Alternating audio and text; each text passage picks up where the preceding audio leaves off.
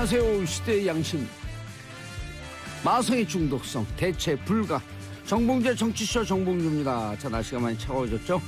지금 이 시간 여러분이 가장 많이 찾아본 실시간 검색어 소개합니다. 고 김주혁 씨 블랙박스 공개.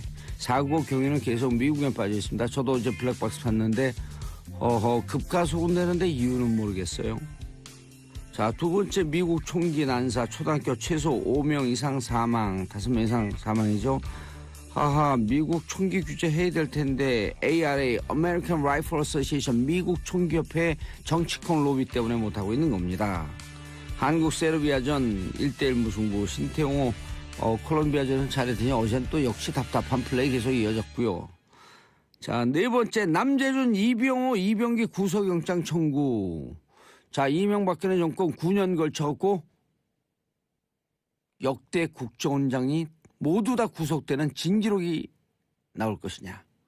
아하, 월드컵보다 더 짜릿한 결과가 기대됩니다. 자, 트와이스의 낙낙 똑똑 들으면서 1부 시작하겠습니다. 정봉주의 정치쇼 1부 순서 들어가겠습니다. 자, 오늘 날도 쌀쌀한데요. 쌀쌀맞게 해야겠어요. 나가보겠습니다. 자, 나가요. 빨리 나가요. 샵 정말요? 1035 짧은 문자 50원, 긴 문자 100원. 뉴스 브리핑인데요. 기자 없이 제가 30분 동안 어떻게 하는지 보여드릴게요. 네, 미디어오늘 정상은 기자였습니다. 네. 나가라니까 얼른 소개하래. 네, 자리 잡았으면 예. 엉덩이가 무거워야죠. 예, 알겠습니다. 자, 뉴스 브리핑. 무슨 소식이 있을까요? 네, 그 박근혜 정부 국정원장들이 전원 구속될 가능성이 높아지고 있습니다. 예. 또 이것도 뭐 기록이라면 기록인데 그 검찰은 14일 그 남재준 이병호 전 국정원장에 대해서 그 뇌물공여와 국고손실 등의 혐의로 구속영장을 신청을 했습니다.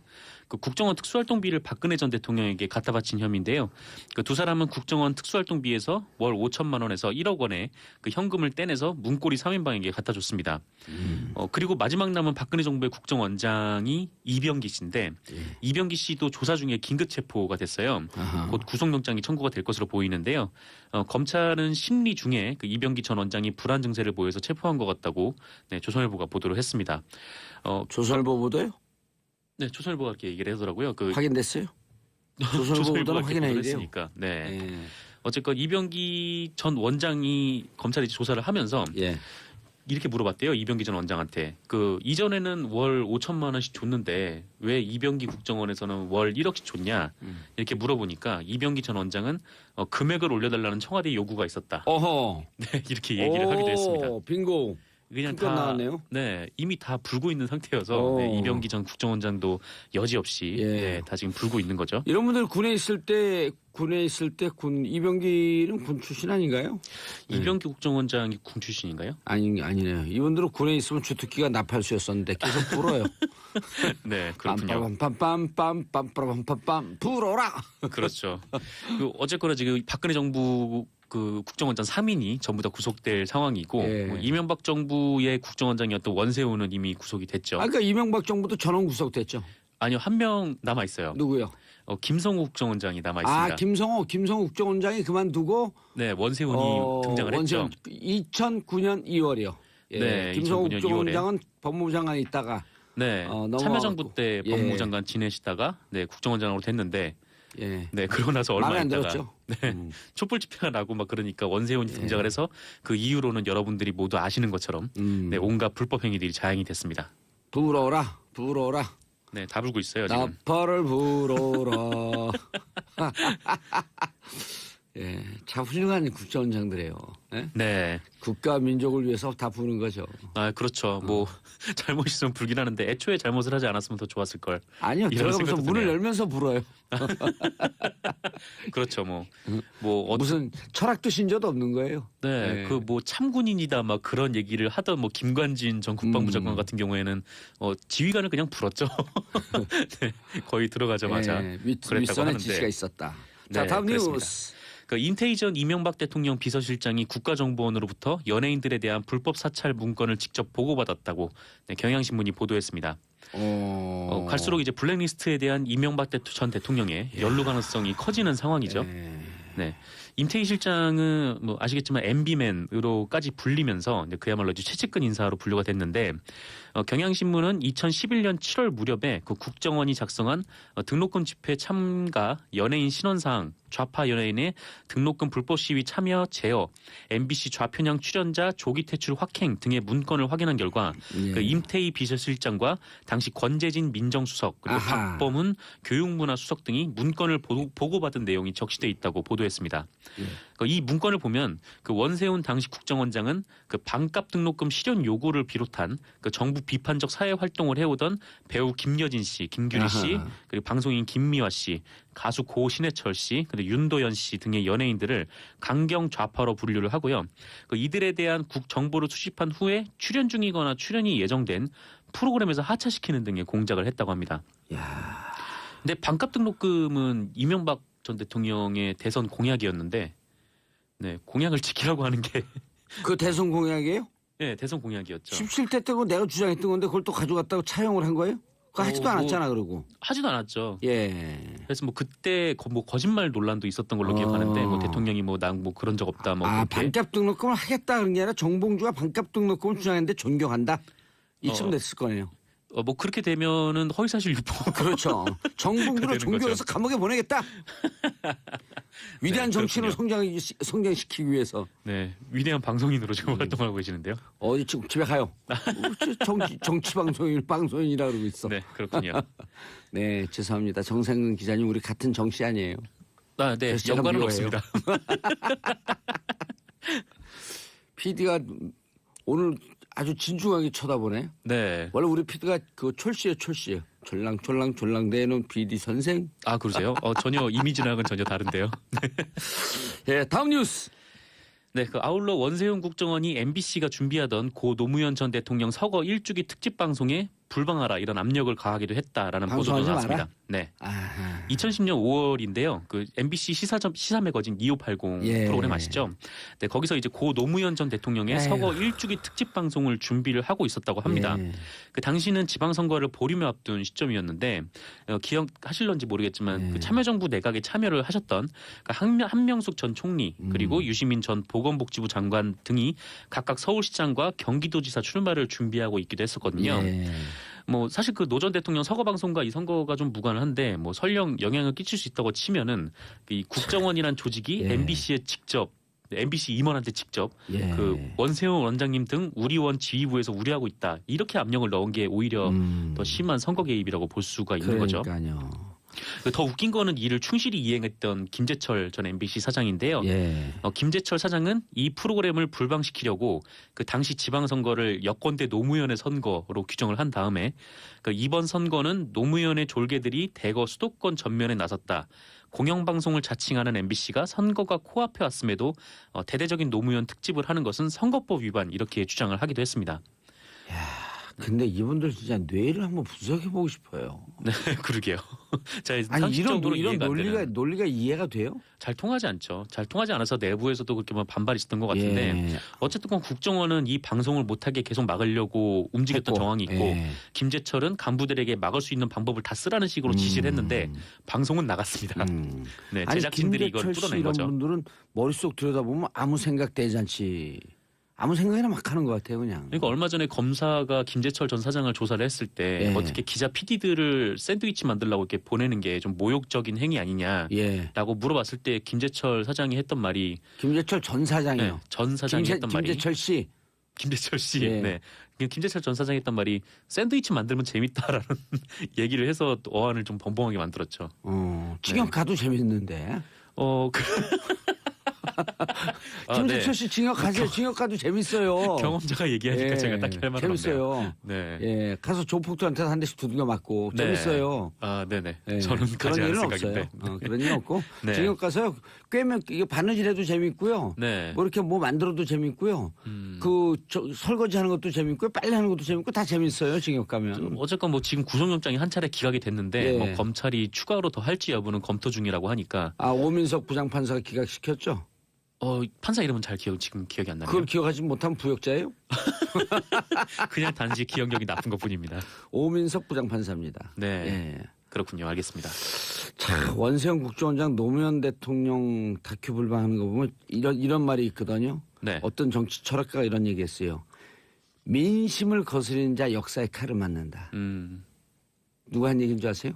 모르겠는데요. 바이 철학자. BJ. 아, BJ. 예. BJ 봉주. BJ 비디오 자키 뭐 이런. 네, 농담이었습니다. 개그가 많이 늘었는데 후진 개그만해요. 아, 그러게요. 여기서 잘 안 먹히네요. 자, 다음 뉴스. 네, 문재인 정부가 부동산 보유세 인상 해법을 찾기 위해서 다시 한번 수기 민주주의 방식을 도입한다고 합니다. 예. 일단 뭐 단기적 대책으로 부동산에 붙은 불을 끄긴 했는데 그 핵심은 부동산 보유세다. 뭐 이런 지적은 계속 있었거든요. 마지막 종착점이 보유세다. 네, 아무래도 집값을 확실하게 잡으려면. 근데 조심스러운 게 뭐 아무래도 노무현 정부 당시에 종합부동산세를 추진을 했다가 정작 종합부동산세 대상이 아닌 분들로부터도 네, 세금 폭탄이라는 그런 프레임에 말려서 뭐 강하게 좀 비판을 받았었죠. 그렇죠. 그래서 문재인 정부하고 뭐 더불어민주당은 이 증세가 그 대부분 국민과 직결되는 사항이라고 하면서 그 최근 신고리 5,6호기 건설 여부를 결정했던 것처럼 그 공론화 과정을 거치는 방안을 검토 중이라고 합니다. 예. 네, 일단 올해 중에 조세재정 개혁 특별위원회를 출범을 시키고요. 예. 부동산 보유세를 포함해서 뭐 여러 증세 방안을 논의할지는 잘 모르겠지만 일단 이 특별위원회에서 2019년 세제 개편안을 준비를 할 예정이라고 합니다. 아하. 그래서 이제 거기서 그 좀 크리티컬 아주 네. 민감한 부분에 대해서는 수기 민주주의 한번 좀 던져보는. 네, 뭐 물론 이제 신고리 5,6호기 관련해서 결과를 놓고 아주 아쉽다는 분들도 있고 뭐 예. 그랬지만 일단 뭐 과정 자체는 그럼요. 그동안 이제 보지 못했던 방식이다 보니까 네, 아무래도 좀 수기 민주주의가 좀 확산이 됐으면 하는 우리가 바람이 있고요. 민주주의 하지만 사실 민주주의 실천하는 게 그렇게 많지가 않거든요. 네, 사실 좀 어렵죠. 그리고 민주주의를 초중고등학교 때 배워본 적이 없잖아요. 네, 민주주의는 그것도 그렇습니다. 토론으로부터 나오는 거거든요. 네, 그냥 투표만 한다고 해서 그것이 그냥 민주주의라고 예. 그렇게 배웠는데 참 네. 대단한 민족이에요. 민주주의 한 번도 안 배웠는데 촛불 두고 그 민주의 광장으로 나오는 거 보면 네, 정말 그것도 대단한 민족이에요. 촛불뿐만 아니라 뭐 87년까지 넘어가면은 예. 네, 정말 유구한 역사를 자랑하는 네, 그런 셈인 것 같아요. 왜 87년으로만 넘어가요? 80년 광장으로도 넘어가야 되고 60년 그렇죠. 4.19로도 넘어가야 되고 그렇죠. 4.19도 있었고 1919년 3월 3.1 운동도 3.1 있었고. 운동으로도 넘어가야 네. 되고 그 전에 뭐 없나 역사가 짧았고 여기까지. 네, 어쨌건 유구한 역사가 자, 있습니다. 이훈님 오늘 처음 듣는데 말씀하시는 게 시원시원하시네요. 아니 어디 이민 갔다 오셨어요? 오늘 처음 들어요? 아, 요즘 대세가 정치쇼에 대세가 정치쇼를 듣지 않으면 하루라도 듣지 않으면 입에 네. 아니 귀에 가시가 돋친다. 아, 귀가 간지러운 게 그것 때문이었군요. 가시가 돋치면 간지러워요? 네? 아니요. 안 뭐 들었어요? 농담이었습니다. 안 들었어요? 아니, 자주 듣고 있어요. 아, 그래요? 자, 일하는 그럼 중이라 마지막. 생방은 못 듣지만 마지막. 네, 배우 고 김주혁 씨 부검 결과가 네, 예. 국과수에서 나왔습니다. 어허. 결과를 보면 의아한 점이 좀 많은데요. 그 서울 강남경찰서에 따르면 국과수가 김주혁 씨를 부검한 결과 그 사고 당시 김주혁 씨는 술을 마시거나 약물을 먹지 않은 것으로 확인이 예. 됐습니다. 심장 이상도 없었다는 거 아니에요? 네, 그리고 심근경색이 좀 의심이 됐었는데 그 심장 이상과 관련해서도 그 국과수는 심장 동맥 손상 그리고 혈관 이상, 뭐 염증 등을 발견하지 못해서 어허. 뭐 심장 전도계의 이상을 확인할 수 없다라고 얘기를 했고요. 계속 미국으로 빠지네요. 네, 뭐 사망 원인은 머리뼈 골절 등 머리 손상이라고 하는데 이거는 사고로 인해서 사망했다라는 예. 거는 좀 분명해 보이고요. 다만 이 국과수에서 할 수 있는 거는 그 신체에 남아 있는 부분으로 그 병을 추정할 수 있기 때문에 뭐 신체적 이상이 없었다라고 단정을 지을 수는 없고요. 네, 신체적 이상이 있을 수도 있는데 또 한편으로는 지금 차량 결함에 대해서도 지금 경찰에서 좀 조사를 하고 있는 것 같습니다. 아, 지바겐이라고 하는 그 차량, 벤츠 차량. 네, 그 블랙박스가 공개가 됐는데 예. 이 보면은 차량이 거의 멈춰 섰거든요. 예. 그러다가 갑자기 차량이 빠르게 앞으로 튀어나가서 그대로 이제 인도로 돌진하는 모습을 볼 수가 있었어요. 그래서 블랙박스 저도 봤어요, 어제. 네네. 근데 좀 이제 충격적인 내용이었는데 블랙박스가 그리고 이제 네. 녹음 기능은 꺼져 있었다는 거 아니에요? 그렇기 아, 예, 때문에 소리는 안 나왔죠. 예, 그래서 그 기능을 볼 수가 없었는데 원인을 그럼 계속 어떻게 지금 중단하나요? 아니면 계속 찾나요, 원인을? 계속 찾고 있어요. 일단 예. 뭐 차량 결함에 대해서 좀 찾고 있다고 하고 예. 네, 뭐 다른 신체적 이상이 있었는지도 지금 알아보고 있는 것 같습니다. 예, 알겠습니다. 자, 샵 1035 짧은 문자 50원, 긴 문자 100원. 이윤 죄송합니다. 이민 간다 하더라도 챙겨 듣겠습니다. 죄송해요. 네. 이민 갔냐라고 하는 농담을 개그로 던졌더니 다큐로 받으시네요. 권상부님 61세 남자입니다. 이렇게 속이 시원하게 하는 방송은 없습니다. 예, 노벨 방송상 곧 탈 겁니다. 노벨 방송상이요? 네. 자, 인사하시고요. 끝났어요. 네, 감사했습니다. 가세요 이제 진짜. 네, 가겠습니다. 자, 2부 3변시대로 돌아오겠습니다. 정봉재 정치쇼 2부 3변시대 들어가겠습니다. 자, 청취자 여러분들께서도 함께해 주시기 바라겠습니다. 샵 1035 짧은 문자 50원 긴 문자 100원 샵 1035. 자, 오늘 함께 하실 분 고구려를 대표하는 백성문 변호사. 네, 안녕하세요. 백성문 변호사입니다. 예. 자, 그리고 오늘은 신라 백자가 통일됐어요. 네. 백자가 먹었어. 박지훈입니다. 예, 김태현 오늘 안 나왔습니다. 네. 김태현 막 변호사. 반말하는데요. 김태현 변호사 안 나왔습니다. 예. 안 나왔죠. 네. 자, 그래서 이제 고구려와 백제 신라 연합군이 싸우지 않도록 낮의 동맹이라 그러죠. 낮의 동맹. 예. 낮의 동맹. 낮의 동맹. 네. 자, 그래서 이 심판 보기 위해서 SBS 기자 중에 기자, 참 기자. 이한석 기자 나왔습니다. 아니, 오랜만에 뵙겠습니다. 예, 이한석입니다. 참기의 특징 뭔지 모르시죠? 모르겠는데요. 일단 소환되면 불어요. 바로 문 앞에서부터 불어. 참군인이 불듯이. 오늘 이변 시대네요, 오늘은. 예, 이변 이변 일 심판. 이변 일기. 이변 일기. 이변 일기. 이변이 일어날까? 네. 일기. 예. 자, 0947님 정치쇼 고릴라로 듣고 있었는데 이어폰을 듣고 있었는데 461번 버스에서 느닷없이 봉도사님 목소리가 들리니 반갑네요. 크크. 요즘 버스 택시 다 평정했습니다, 이제. 그래서 이제 버스에서 이게 방송이 안 나오면 그 버스 기사님은 버스 업계에서 퇴출됩니다. 틀어달라 하면 틀어줍니다. 하면 틀어줍니다. 예, 예. 그건 기사님도. 그거 누구예요? 이승엽 씨가 해야죠. 예, 틀어주십시오. 이승엽입니다. 예, 안녕하십니까. 됐습니다. 자, 사이고님, 우리 김태현 변호사님은 이제 안 나오시는 건가요? 오늘 그 몸이 안 좋아서 안 나왔네? 감기 걸려서. 오늘 재판 재판, 갔어요. 재판. 오늘 재판. 도저히 못 바꾼다고 해서 이것만은 한다고 했는데 예. 이게 도저히 뺄 수 없는 재판이거든요. 그렇죠. 이게 한 번씩 빠지면요. 다른 사람 들어오면 바뀌잖아요. 박준 변호사도 사실 여기 원래 다른 사람 있었다가 한번 그렇죠. 대타로 나왔다가 3변 시대 그 귀순 용사로 들어온 거고.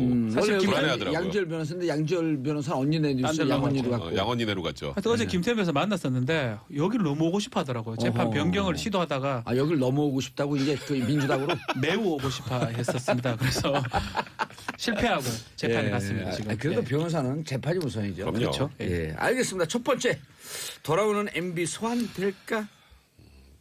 당장은 좀 힘들 거예요. 예. 그러니까 이게 그 김관진 전 장관 구속영장 청구 이제 범죄 사실에 이명박 전 대통령의 지시를 받고 뭐 이런 내용이 빠졌어요. 예. 그 빠진 이유가 일단 김관진 전 장관이 검찰에서 꽤 많은 얘기를 한 것처럼 이제 보도가 나왔었는데 그 군무원 70명 증언할 때 예.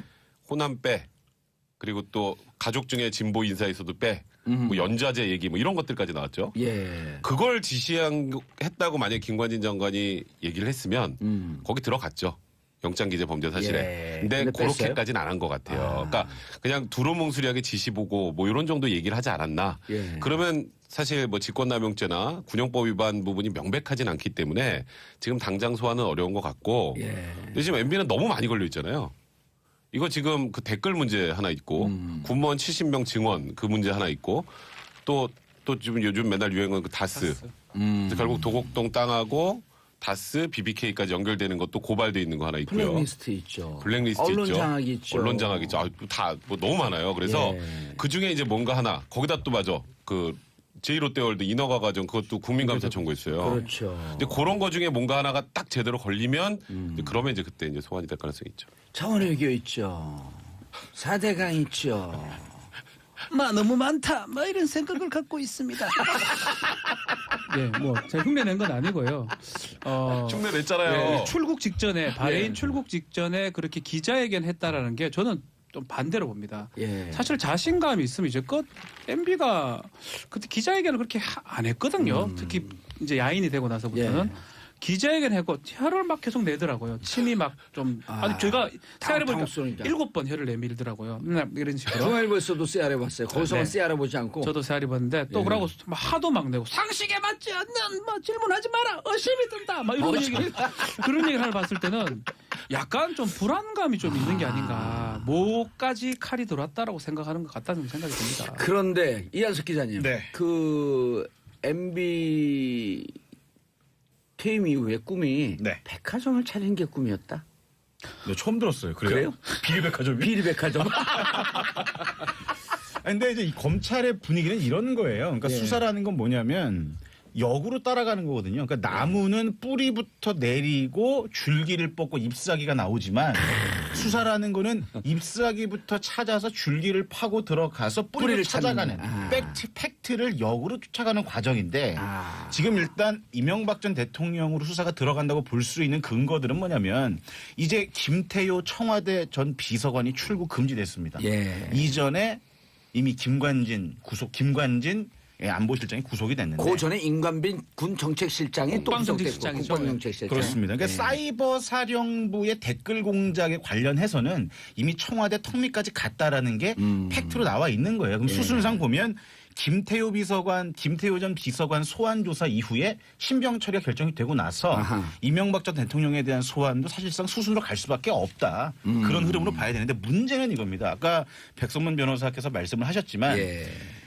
수사에서 말이죠. 수사라는 게 두 가지 의미가 있는데 하나는 형사적 처벌이라는 부분도 분명히 있지만 두 번째는 도덕적 타격이 아픈 거예요. 그런데 도덕적 타격이라는 게 결국 국민들의 여론을 흔들려면 돈이 나와야 되거든요. 예. 그러니까 박근혜 전 대통령 같은 경우에도 이번에 특수활동비건이 굉장히 임팩트가 있었던 게 뭐냐면 아프죠. 예. 그동안 본인은 돈을 받은 적이 없다라는 거였단 말이에요. 그런데 특수활동비를 갖고 뭐 그게 통치 자금이냐 아니면 무슨 뭐 성형수술에 썼느냐 그런 거에 대한 용처는 확인이 안 됐지만 본인이 특수활동비 국민의 세금을 갖고 직접 받았다라는 게 나왔기 때문에 이게 도덕적 타격이 상당히 심각했던 거란 말이에요. 근데 아직까지 이명박 전 대통령에 대해서는 금품 수수에 대해서는 의혹이 많지만 수사로 객관적인 사실로 입증된 건 없다. 예. 그래서 검찰이 고민하는 부분은 아마 바로 그 부분일 겁니다. 백 변호사님. 김태현 변호사보다 안 돼요? 훨씬 나은데요. 김태현 변호사 누구예요? 까먹었죠. 네. 누가 그전에 누가 있었어요? 누가 있었었나 원래 봐요. 이한석 기자 아니었었어요? 그러니까요. 예. 오늘 보고 뭐 조절해도 될 것 같습니다. 아니 대한민국에서 일주일은요. 그러니까요. 100년 전이에요. 네. 100년 전 일을 어떻게 기억을 해요? 듣고 있나 김태현? 재판하느라고. 네, 재판하고 있습니다. 아니 나와서 들을 그런데 거예요. 예. 그런데 그래서 이번에 국정감사를 하면서 유독 하베스트 자원외교 그 정유사죠. 네. 네. 캐나다 정유사. 그다음에 캐나다에서 농협에서 200억 대출했던 문제. 이건 사기란 말이에요. 근데 이 부분을 지적하면서 박범계 의원이 네. 물어봤어요. 가장 아픈 부분이 어디가 될 것이냐 그랬더니 국가기관을 이용해서 돈을 받아온 140억 다스가 제일 아플 거다. 네. 여기 일맥상통한 점이 있을 것 같은데. 그러니까 결국 지금 말씀하셨던 것처럼 그러니까 돈이 나오면 그러면은 사실 게임 끝이에요. 근데 아직까지는 돈은 안 나오고. 근데 다스는 진짜 이상하잖아요. 그 다스는 진짜 누구 건지 잘 모르겠어요. 아니 그죠? 그게 아니고 왜 이 다스 돈을 받는데 그러니까요. 총용사가 동원이 되고. 그러니까 그래 그것 때문에 지금 그것도 직권남용으로 고발이 돼 있는 상황이지 않습니까? 그러니까 이제 그 수사가 진행이 되면서 만약에 다스가 누구 건지가 명확하게 나오면 제가 말씀드렸던 도곡동 땅부터 BBK까지 쫙 관통돼요. 쫙 한 방에 가요. 한 방에 쭉. 그러니까 이게 다스 주인이 도곡동 땅 주인이고요. 다스 주인이 BBK 주인입니다. 지금 구조상으로. 그렇죠. 그러니까 요것만 명확하게 도곡동의 주인이 다스 주인이고. 그렇죠.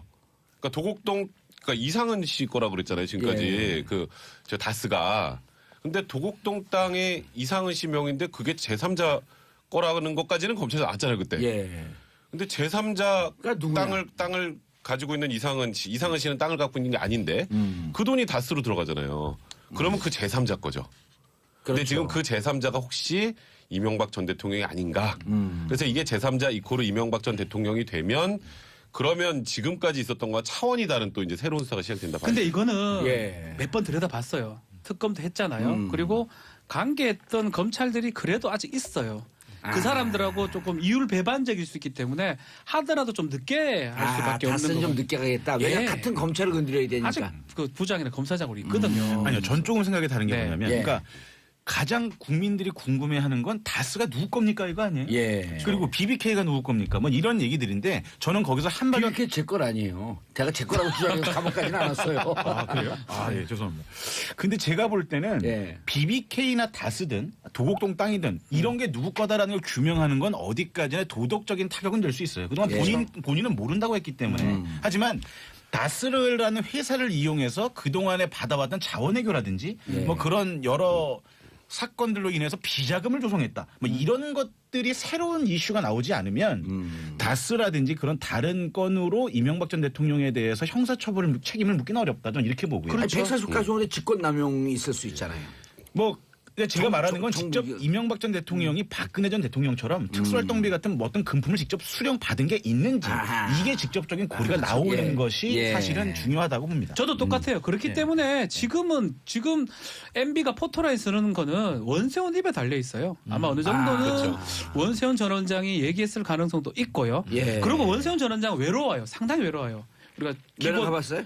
아니 면허를 저 왜 갑니까? 말도 못하는데 왜 외롭냐 하면 기본 형이 지금 깔려 있고 추가가 있고 또 많이 걸릴 뜰거 수도 많아요. 있거든요. 근데 한쪽에서 두 축이에요. 군 쪽은 김관진이고 예. 이 민간 국정원 쪽은 원세훈인데 원세훈. 검사가 가지고 이쪽은 다 얘기했는데 왜 그쪽 얘기 안 네 얘기 합니까? 하나만. 구조가 좀 다르나? 이상하네. 얘기 안 해서 뭐 구형을 좀 더 많이 할까? 이런 얘기하면 상당히 괴로워지거든요. 지금까지는 뭐 아니, 버틸 수 국고 있죠. 손실은 어쨌든 지금 5억 걸리죠. 이상이 10년 이상 아니에요. 그러니까 이게 5년 뭐 이상, 5년 이상. 10년 이상. 풀리 바게닝은 국고 아닌데 손실은. 국고 손실이 10년 이상. 금액 5억 따라서. 이상이면 5억 이상이면 10년 이상. 그래서 이제 네. 그래서 검사가 하기에 따라서 원세훈의 입이 열어진다. 열어짐과 동시에 바로 소환입니다. 열어지는 게 문제. 지금 김관진 열어지는 게. 요거만 해가는 좀 어려워요. 김관진만 근데 했을 때는. 백 변호사님 원세훈 원장이 얘기할 때 되지 않았을까요 이제? 그러니까 지금 굉장히 불안하긴 할 거예요. 예. 지금 이게 원세훈 정국정원장은 풀려났다가 다시 법정 구속돼서 들어갔잖아요. 예. 그게 제일 괴롭거든요. 바깥에 있다가 다시 들어가는 거. 그것도 또 세게 받았어요. 근데 이제 4년. 그냥 들어가서 그걸로 이제 4년 어떻게 버텨보려고 그랬는데 네. 추가 뜰 게 너무 많아. 추가 뜰 게 많아요, 지금. 예. 정도원하고 같이 살았대잖아요 서울구치소에 8개월인가 10개월. 그러니까 진짜 못 견딘다고 하더라고요. 너무 못 살았대요 지금. 근데 지금 이 와중에 추가가 떠서 또 조사를 받고 형이 또 추가가 되면 이제 진짜 힘들어지잖아요. 근데 예를 들어서 지금 김관진 전 장관 같은 경우에 100%다 얘기하진 않은 것 같아요. 그랬으면 제가 아까 말씀드렸던 것처럼 공소장에 예, 그 일단 구속영장에. 구속영장 기재 범죄 사실에 들어갔을 텐데 빠진 거 보면 근데 무언가 뭐 지시 받았다라는 취지의 얘기가 나오기 시작을 했다라는 건 예. 원세훈 전 국정원장 입장에서는 그럼 나 이거 내가 혼자 다 안고 가야 되나? 나만 죽는 거 아니야? 하면서 이제 불안해질 가능성이 많은 거죠. 거기다 잘 못 견디고. 예. 그리고 뭐 김관진 전 장관이 지금보다 좀 더 구체적인 지도를 내놓는다 하면 원세훈 전 국정원장도 무너질 가능성이 있죠. 그래서 그게 무너지면 그럼 뭐 사실 뭐 더 볼 것도 없죠. 근데 이 수사는 너무나 간단해요. 원세훈이냐 MB냐 부분이고 김관진이냐 MB냐 부분이거든요. 그러면 그게 무슨 얘기예요? 내가 다 책임을 져야 되는 거예요. 그러니까 최종 책임자가 아주 누구냐. 간단하면 수사 검사 입죄도 뭐 군 검사를 했지만 이건 뭐 거저먹기입니다. 그럼 네가 해라. 아니 뭐 그 나쁜 뜻으로 하는 게 아니고 본인 진실은 본인만 알고 있을 거 아니에요. 예. 두 사람만이. 그럼 그 진실을 안고 본인이 뭐 무기라든지 이걸 받는지 형을 가중해서 받는지 그걸 덜라 그러면 예를 들어서 MB 지시나 MB의 얘기가 있었다고 얘기를 하는 건데 혼자만 그런 아니면 같이 그렇게 하고 있으면 상관이 없는데 한쪽에서는 하면 둑이 무너져 버렸거든요. 예, 김관진 쪽에. 군인 정신을 위해서 다 무너졌기 때문에 이게 한쪽이 무너졌기 때문에 한쪽도 무너질 가능성이 저는 아주 높다 생각이 들고 아, 김관진 다 얘기하는데 원세훈 너 왜 얘기 안 하냐? 그럼 뭐 그렇게 되는 거죠. 오래 살고 싶은 왜 거야. 구조가 다르냐 왜 거기가 여기 이래 되거든요. 뭐 질문하기 너무 쉬운 거죠 사실은. 아니, 제가 너무 쉽게 봤네요 검찰 수사를. 아니 그런데 뭐 또 장벽이 있지는 않을까? 그럼 왜냐면 정도원 의원이 뭐라 그랬냐면 네, 흔적을 남기지 않기 때문에 잡기가 쉽지 않을 거다. MB가 그런 얘기를 했어요. MB 전문가거든. 뭐 정도원 전 의원 같은 경우에는 아무래도 이제 그 이명박 정부 탄생에 혁혁한 공을 세웠다가 예. 내부 권력 투쟁 과정에서 어떻게 보면 이제 그 축출된 예. 그런 어떤 비운의 비운의 황태자였죠. 비운의 형태자였죠. 예. 그래서 이제 뭐 정도원 전 의원의 얘기도 상당히 좀 신빙성은 있어 보이는데 결국 그 비밀이라는 건 세상에 없다 이렇게 보입니다. 아니 비밀이라는 그리고 세상에 그 없는 얘기를 거고. 들은 한 변호사가 네. 모르는 변호사인데 연락이 와갖고 다 잘 들었습니다. 보세 품격에서 그 얘기를 했어요. 정도원 정태근 네. 의원이. 근데 그분들이요. 법률가가 아니기 때문에 공모라고 하는 개념을 잘 모릅니다. 그렇죠. 그렇죠. 법률가가 봤을 때는 흔적을 남기지 않았다라고 얘기하지만 이것이 직책상에 이미 공모 관계로 볼 수 있는 구조가 있기 때문에 흔적은요. 여기 정도원 의원이 말한 흔적은 결제는 안 했죠. 결제는 안 했을 수도 예. 이름 안 썼을 수 있죠. 자기 이름 이명박. 그럼 대통령 국정원장이라고 하는 이 직책 관계에서 그렇죠. 공모를 볼 수 있다. 그렇죠. 공모 관계는 공범이 되는 거거든요. 지금 그러니까. 박근혜 전 대통령 특수활동비도 안 본 건하고 공모로 지금 영장이 들어가 있는 거거든요. 근데 이게 그러니까 일반인이라면 예. 그러니까 일반 개인 회사 정도의 상황이라면 벌써 소환됐을 거예요. 근데 이게 전직 대통령이잖아요. 대통령이니까. 이게 조금 애매모호하게 공모 쪽으로 해서 밀고 들어가서 소환을 하면 그럼 반대쪽의 반발이 굉장히 심해질 수 있어요.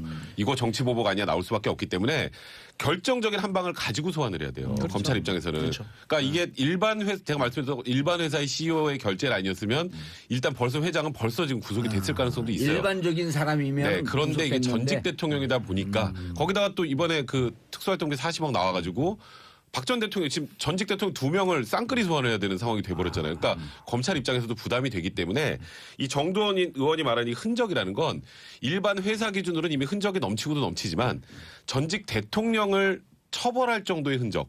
그 흔적은 남기지 않았다는 취지로 생각하시면 될 것 그 같아요. 가능성은 없어요. 남재준 장관이래. 남재준 원장. 원장이 네. 너 이거 돈 왜 줬냐 특수활동비. 청와대에서 달라 그래갖고 국정원 직원들한테 확인해 봤더니 아니 전임 정권 때부터 내려오던 관행입니다 이게. 얘기했죠 벌써. 근데 그 얘기가 나왔을까요? 네. 원세훈한테? 아니, 저는 이렇게 보입니다. 그러니까 그 백성무 변호사께서도 말씀을 하셨지만 예. 이번 사건에 이명박 전 대통령의 도덕적인 타격을 줄 수 있는 핵심적인 인물은 원세훈 원장이다. 저는 그렇게 보입니다. 그러니까 그 아니 근데 여기서도 전에 얘기했어요 예. 박준 변호사가. 아, 예. 우리 제가 얘기했습니다. 예. 여가 여기 있어. 고대 선배라고 같이 가지 박성문 마시고. 변호사가 네. 얘기했대요. 아니 맞아 그 특정 대학을 자꾸 이렇게 그런 걸로 얘기하는 아니 거 왜냐면 아니고. 우리가 지금 예. 그 동문회 하고 있잖아. 그 이명박 학교가 대통령도. 지금 문제. 이명박 대통령 고대 나오셨고. 네. 아니 그래서 원세훈 전 국정원장이 이례적으로만 4년 정도 국정원장을 했잖아요. 예. 그 얘기는 뭐냐면 서울시에 있을 때부터도 핵심 신복이었단 말이에요. 그 얘기는 이명박 전 대통령의 과거 현재를 굉장히 꿰뚫고 있는 인물이다. 하지만 그 아까 전에 뭐 봉도사께서 말씀을 하셨지만 수감 생활이 재밌다? 재밌지 않습니다.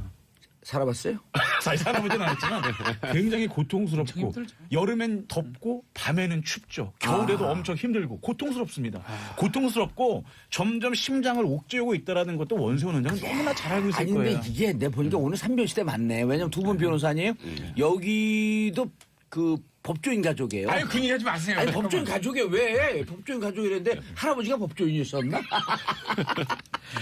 아니 그래서 원세훈 전 원장의 진술이 굉장히 결정적일 거고 더 나아가자면 특수활동비 문제도 결국 원세훈 전 원장이 풀어간다면 이거는 상상도 못할 메가톤급 파워 이런 파장이 상당히 클 거예요. 자, 근데 이 남재준 문제 또 관련해서 제가 네. 그 아주 유명한 얘기를 해요. 재판은 본인이 받는 것 같지만 재판 받고 징역 사는 것은 가족이 산다. 그렇죠. 가족이 고통스러운 어쩔 수 거예요. 없어요. 그럼요. 이게 본인은 의리를 지킬 수가 있습니다. 뭐 묻어갈 그 목숨까지 갈 수 있지만 부인이라든지 믿을 건 부인밖에 없거든요. 징역 살면 수발할 게 부인밖에 그렇죠. 더 있어요. 다 부인이 도망가고. 와서 뭐라 하겠어요. 부인이 와서 예 여보 끝까지 밀어서 무기징역 사십시오. 안 갑니다. 얘기할 수 있으면 얘기해가지고 부인이 이러겠죠. 최대한 형을 깎아라 하겠죠. 내가 뭐로 보이세요? 그럼 부인하지 말고 부르세요. 그렇죠. 제가 이 말씀 하나만 더 드릴게요. 그러니까 아까 전에 전 정권에서부터 이어져 왔던 관행이다라는 말씀하셨는데 예. 저는 국정원 댓글 부대도 이 이전 정부부터 원초적으로 이어져 왔던 관행을 그냥 답습했던 거라고 저는 보는 게 뭐냐면 이명박 정부 초기에 청와대에서 일했던 분과 제가 한번 최근에 얘기를 한 적이 있어요. 이분이 뭐라고 그러냐면 이명박 정부가 처음엔 국민을 섬기겠습니다. 뭐 이런 얘기를 하다가 국민을 섬기겠습니다. 여기 나와 계시네요.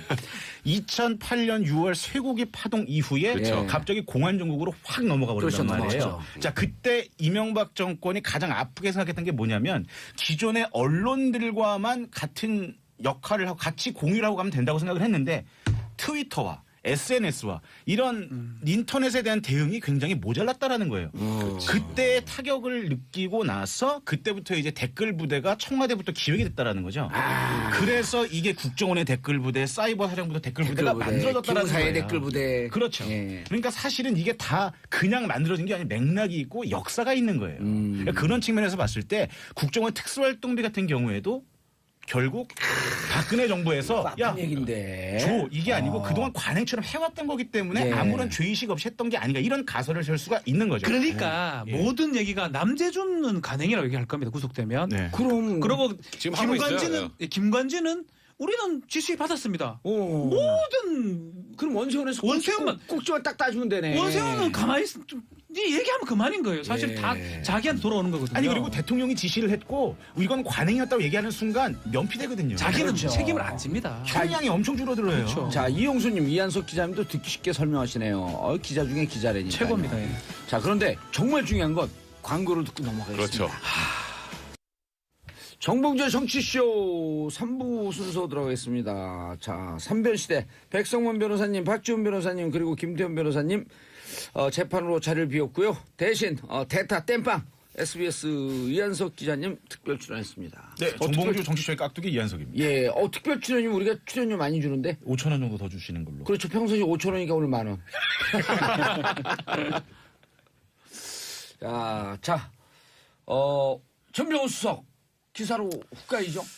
네, 지금 전병훈 수석의 이제 검찰의 칼끝도 지금 턱밑까지 온 상황이 됐습니다. 예. 전병훈 수석은 아직까지 계속 이제 무고함을 이제 주장을 하시고 계시고 오히려 언론 측의 이 보도가 잘못됐다고 굉장히 강력한 대응을 하겠다는 입장을 밝히셨는데 예. 뭐 대략 간단하게 말씀드리면 이제 롯데 홈쇼핑이 재승인을 받아야 되는 2015년에 예. 그때 이제 롯데 홈쇼핑이 재승인이 안 되면 그건 망하는 거잖아요. 그렇죠. TV를 못 하는데. 예. 근데 그 당시 어쨌건 전병훈 수석이 이제 의원 시절에 예. 미방위 소속으로 영향력을 행사할 수 있는 지위에 있었던 건 사실입니다. 뭐 영향력을 행사했다는 게 아니라. 예.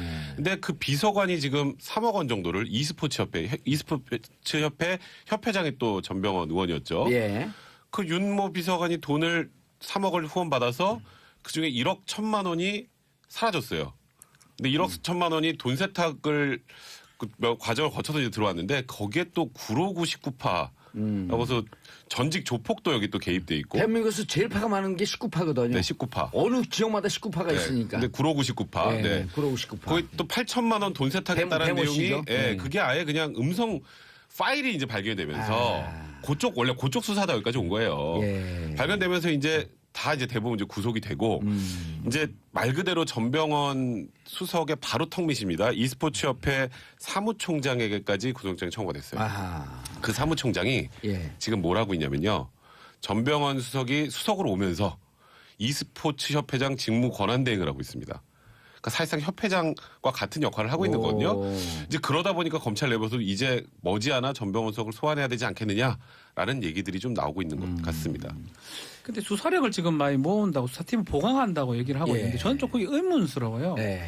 지금 이대로라면 관계자들이 대부분 구속되고 이런 상황이면 굳이 수사팀을 모을 필요가 있을까? 기우는 시점인데. 아니요. 끝난 수사예요. 그렇죠. 끝난 수사다. 오히려 시작일 가능성도 있다. 어허. 이런 아직 진술이 안 나왔을 가능성도 있고요. 예. 그래서 수사팀을 모은다는 뜻은 또 다른 증거를 확보해서 뭐 신변까지 갈 수 있도록 그렇게 해석하는 게 오히려 맞지 않을까. 예. 만약에 지금 우리 보도된 바에 따르면 거의 뭐 소환해서 불러서 영장 더 가도 뭐 사실 문제가 없거든요.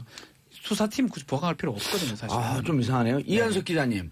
정무수석이면요. 자, 삼선 출신이에요. 그렇죠. 원내대표였어요. 정무수석이면 수석 중에 선임이에요. 그렇죠. 비서실장 거리 시에 비서실장 권한 대행을 하는 선임 수석이란 말이에요.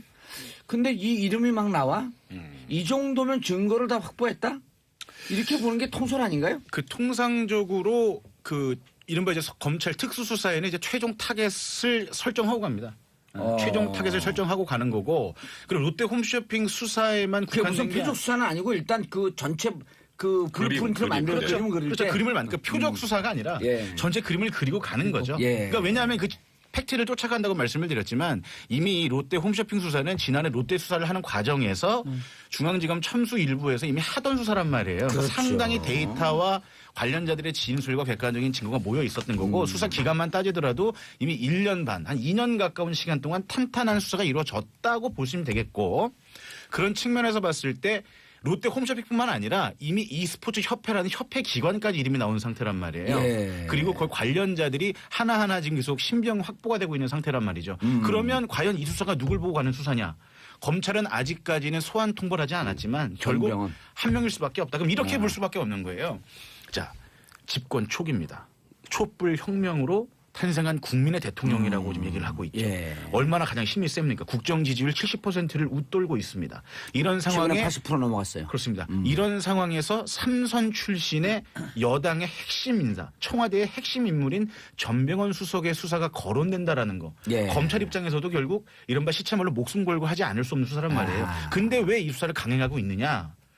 이 수사 할 수밖에 없느냐? 제가 볼 때는 제 판단에는 객관적으로 사실관계에 다툼이 없는 예. 객관적으로 입증 가능한 혐의를 잡았기 때문에 이렇게 갈 수밖에 없는 것 아니냐라는 생각도 듭니다. 이름까지 쭉 노출됐으니까. 그렇습니다. 자, 객관적으로 그러면은 뭐가 있을까? 이게 뇌물일 경우에는 네.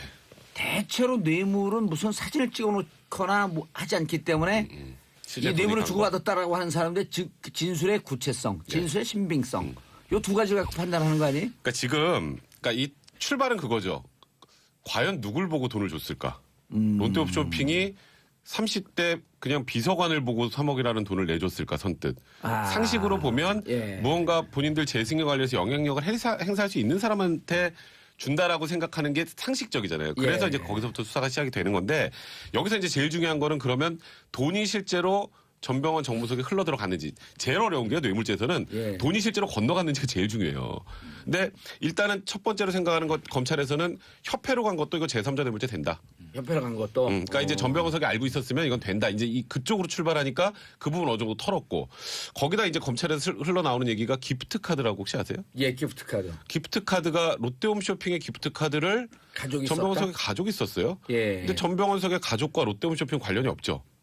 그럼 결국 중간에 연결고리가 전병헌석이 아니냐.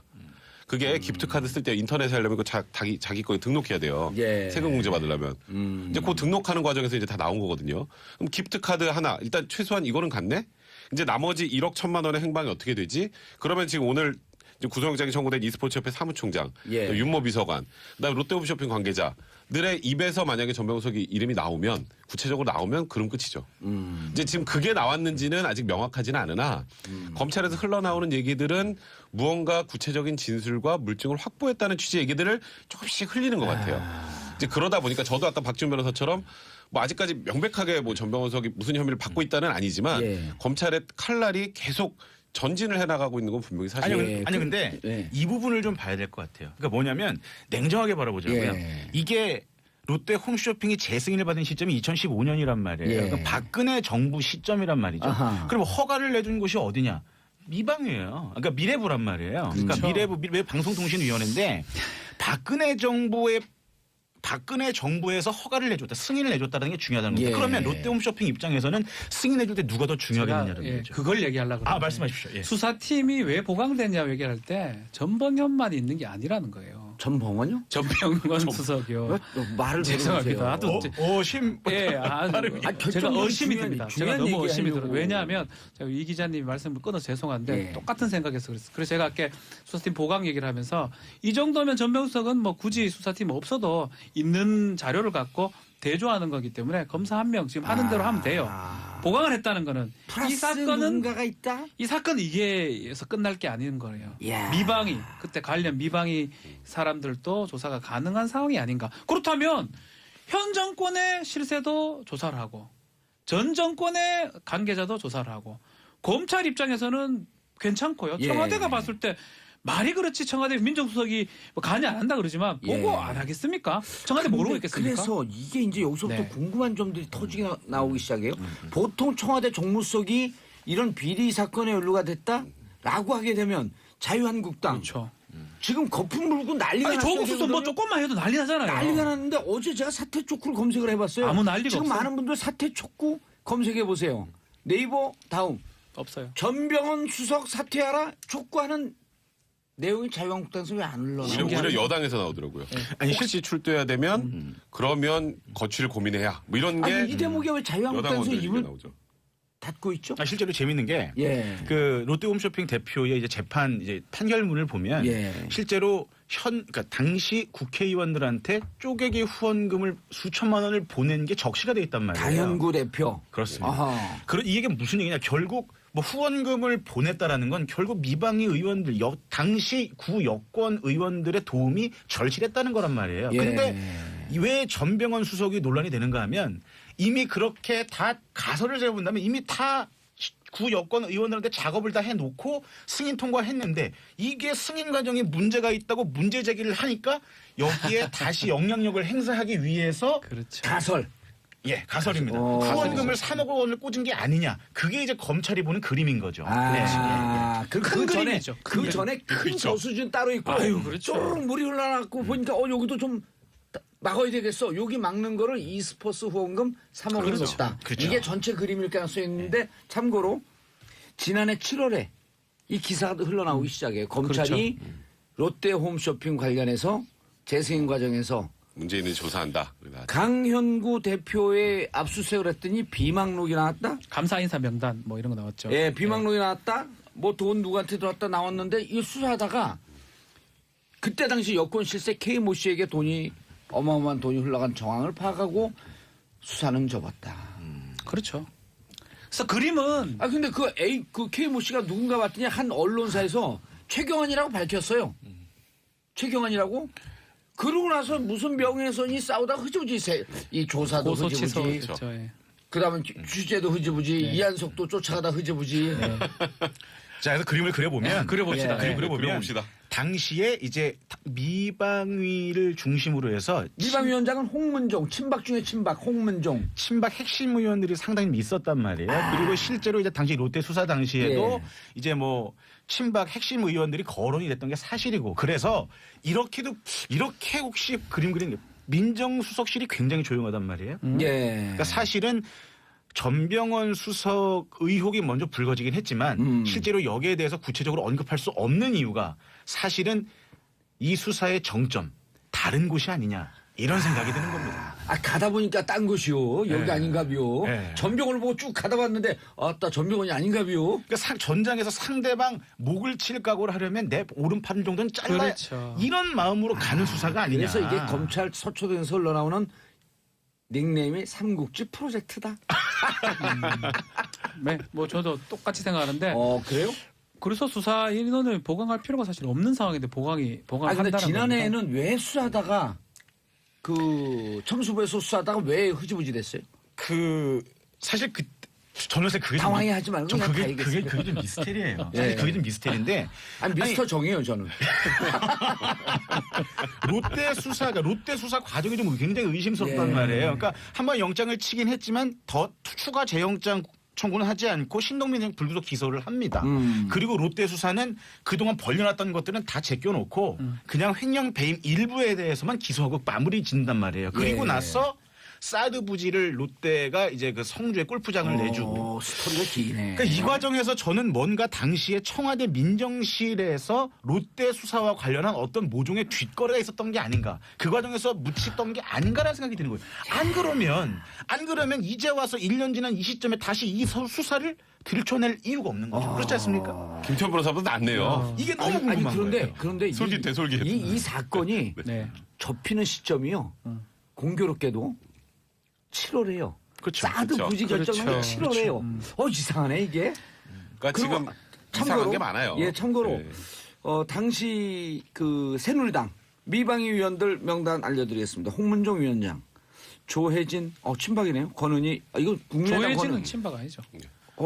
친박 아니죠. 조혜진은 권은희. 아니죠. 그 국민의당 권인이 아니고요. 강길부, 박민식, 유지영, 배덕광, 민병주, 서상기 의원. 또 야당도 다 신박 몇 불러줘야 명 돼요. 없네요. 공평하게. 네. 정호준, 최민희, 전병헌, 우상원, 문병호, 송호창, 최원식, 이계호, 유승희, 홍일학, 장병환. 참 이상하네. 진짜 전병헌 의원한테 로비를 하려면 여당한테 미리 하지 않았을까? 당연하죠. 수순이죠, 그게. 근데 뭐 그거 단정을 하면 안 아니, 되겠지만. 우리가 이게 인정하지. 예. 추측한데. 추측한데. 근데 예. 어제 한 방송에서 자유한국당 최고위원이 나와서 이런 얘기를 해요. 전병헌은 낚시다. 전병헌을 던져놓고 자유한국당 잡으려고 검찰에 수수는 거다.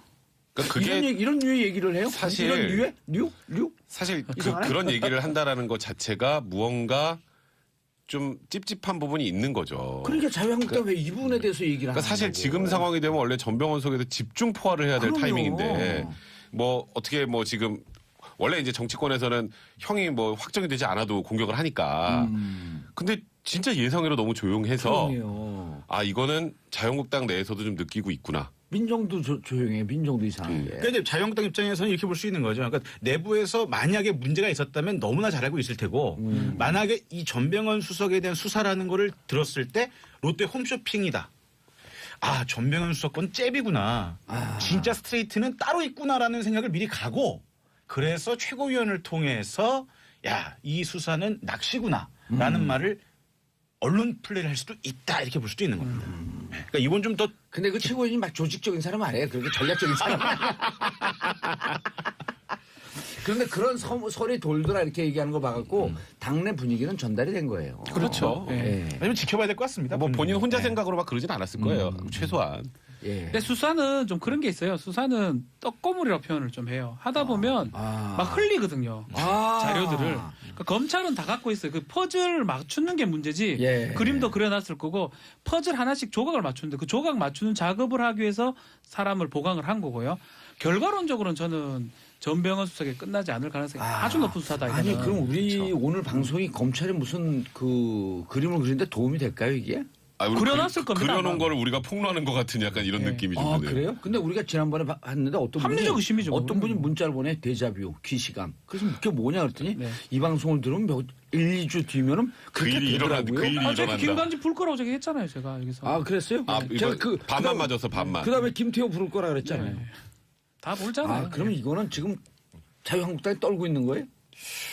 일주일 후면 알겠죠. 대략 그림 자체가 좀 그런 쪽이죠. 이 현재 돌아가는 상황이. 왜 헛웃음을 그렇죠, 세요? 그렇죠. 손모 정치인처럼. 아니 헛웃음을 보세요. 근데 특수활동비 건도 그렇고 예. 지금 자유한국당 쪽에서는 굉장히 긴장을 많이 하고 있단 말이에요. 이 정부에서 하고 있는 검찰 수사라는 게 또 하나 이런 게 있습니다. 예. 내년에 핵심 검찰 이슈는요. 결국 이제 수사권 조정이란 말이에요. 예. 그렇죠. 여기서 주도권을 갖고 가려면 어느 정도 검찰의 수사권이 필요하다는 명분을 국민적 지지를 받으려면 수사 잘할 수밖에 없고 예. 현 정부에게 신뢰를 얻을 수밖에 없단 말이에요. 그러면 답은 뻔한 거 아닌가? 이렇게 볼 수도 있는 거죠. 그렇다면 이번 수사가 연말까지는 최소한 현 자유한국당을 겨냥해서 수사가 계속 커오지 않겠는가. 이렇게 이제 걱정할 수밖에 없는 겁니다. 당시 자유한국당에서. 현장에 있었던 미방의 최민희 의원이 어제 그 트윗을 날렸어요. SNS에. 왜 이렇게 조용하지?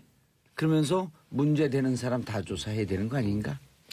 그러니까 이제 그렇게 미방 의원들 다 조사해야 되는 거 아닌가? 사실 이제 합리적으로 이제 의심을 예. 하면 그 전병헌 그 당시 의원에게만 예를 들어서 뭐 이것도 아직 전병헌 의원 아니라고 하시니까 예. 실제로 여기를 보고 로비를 했다라고 가정을 하면 여기는 말 그대로 아까 조금 전에 얘기하셨던 것처럼 다 하고 보험용 정도로 가는 거지 여기를 타겟팅을 할 이유가 별로 없는 거예요. 상식적으로 생각을 할 때 제 승인을 받아야 되는데 이거는 진짜 롯데홈쇼핑에 목줄이 걸려 있는데 예. 딱 한 명한테 로비가 끝내나요? 상식적으로 생각을 해보면 이제 근데 그런 우리- 부분들 때문에 합리적 의심을 가질 수밖에 없는 우리가 거예요. 묘한 게 애둘러서 은유법을 쓰는데 결론은 다 얘기를 하는 것 같아요. 그렇죠. 참 어려워요. 말 안 하는 것도. 아 진짜 힘들어. 결국 다 했잖아, 우리가 결국은. 근데 다음에 나올 때 의자 좀 바꿔주시면 안 돼요? 왜요? 의자 저 좀 좋은 의자 많이 있는데 왜 그 이상한 의자 앉아갖고. 김태현이 망가뜨렸어. 내가 보니까 김태현이 맨날 이렇게 들어놓 있으면서 굉장히 기대는데 굉장히 불편하네. 아니, 잠도 거기 오고. 좋은 의자 많이 있는데 감옥 가고 싶어요. 여기 갖고 땡겨 올라가. 자, 전병수의 그림이 이제 이해가 되네요. 아, 이런 일이 있었구나. 수사가 잘 돼야 됩니다, 결국은. 그렇죠. 아니, 그리고 아니 이게 정경유착 끊고 그 불법적인 상황이 있으면 다 그럼요. 그래갖고 국민들이 촛불 든 국민들이 뭐예요? 모든 국민은 법 앞에 평등합니다. 깨끗한 잘못하면 정치하라는 거 아니에요? 처벌 받는 거고요. 네. 자, 이승엽 선수도 깨끗한 정치 말하고 있잖아요. 깨끗한. 아, 말. 네, 이승엽이 안 되죠. 헷갈립니다. 딸랑 2개 하는데 제가. 자, 이병기 원장만 긴급 체포. 네. 그거는 좀 이유가 있어요. 이게 사람들이 좀 예. 이해가 안 된다는 말씀을 하시더라고요. 아니 들어갈 때 그래도 제일 낮은 자세로 들어갔죠. 어허. 그죠? 국민들에게 송구스럽다는 얘기도 하고 예. 뭐 관행이었다 이런 얘기도 하고 그럼 나머지 둘을 긴급 체포하지 남재준 원장이나 이병호 원장을 예. 긴급 체포하지 왜 이병기 원장만 했을까? 이게 굉장히 재밌는 게요. 원래 처음에 월 5천만 원에서 이병기 원장 때 1억으로 올라가요. 월 1억으로. 그래 순서는 어떻게 되죠? 남재준, 이병기, 이병호입니다. 이병호. 지금 이병기 원장만 긴급 체포가 됐죠. 그럼 이병기 원장에서 1억 올랐고 이병호 원장 때도 또 1억에 그러니까 이병호 원장은 1억이었던 거 그냥 1억이니까 관행이라 해도 되고 남재준 원장도 그냥 관행이었다고 하는데 앞에 전 정권에 대한 조사가 안 돼 있으니까 좀 그런데 이병기 원장 관행인데 그 5천만 원 왜 올렸어요? 야, 역사의 획을 그으셨네. 그게 갑자기 5천만 원 매출을 2배로 늘렸어. 매출을 2배로 늘렸잖아요. 그리고 문제는 이렇게 그 돈이 나가는 창구 역할을 이병기 원장이 했다가 그 다음에 뭐가 되나요? 비서실장으로 하잖아요. 이제 이제 또 돈 받는 쪽에 또 가서 스탠스를 취하는 상황이 됐기 때문에 그러면 이병기 원장은 그러니까 국정원장으로서 돈을 주는 쪽이었다가 예. 비서실장으로 받는 역할까지 했으니까 이 구조를 제일 잘하는 사람이죠. 그렇죠. 야, 이게 새로운 경제 이로가 나오는데 공급이었다가 수요가 되는 거야. 그렇죠. 잘 올려놓고 들어가서 이제 이게 뭐 물론 이병기 원장이 들어가 비서실장이 받은 건 아니었겠지만 노벨 경제학상 받을 수 있어. 공급 수요 일체론. 자기가 주고 자기가 받고. 그래서 네. 제일 중요한 사람이 이병기 전 원장이에요. 이 셋 중에. 그러니까 이병기 원장은 사실 가자 말자 얘기를 했습니다. 가자 말자. 방법이 없어요. 왜냐면 너무나 확실하기 때문에 이제 눈치챘네. 네. 아니, 저 눈치챘어요. 뭐냐면 이거 곧 있으면 내가 받을 거니까 5천만 원 더 올려놓고. 그렇죠. 올려놓고. 그래서 검찰 입장에서는 자백을 바로 하니까 중대성은 있고 긴급 예. 체포를 한 거고요.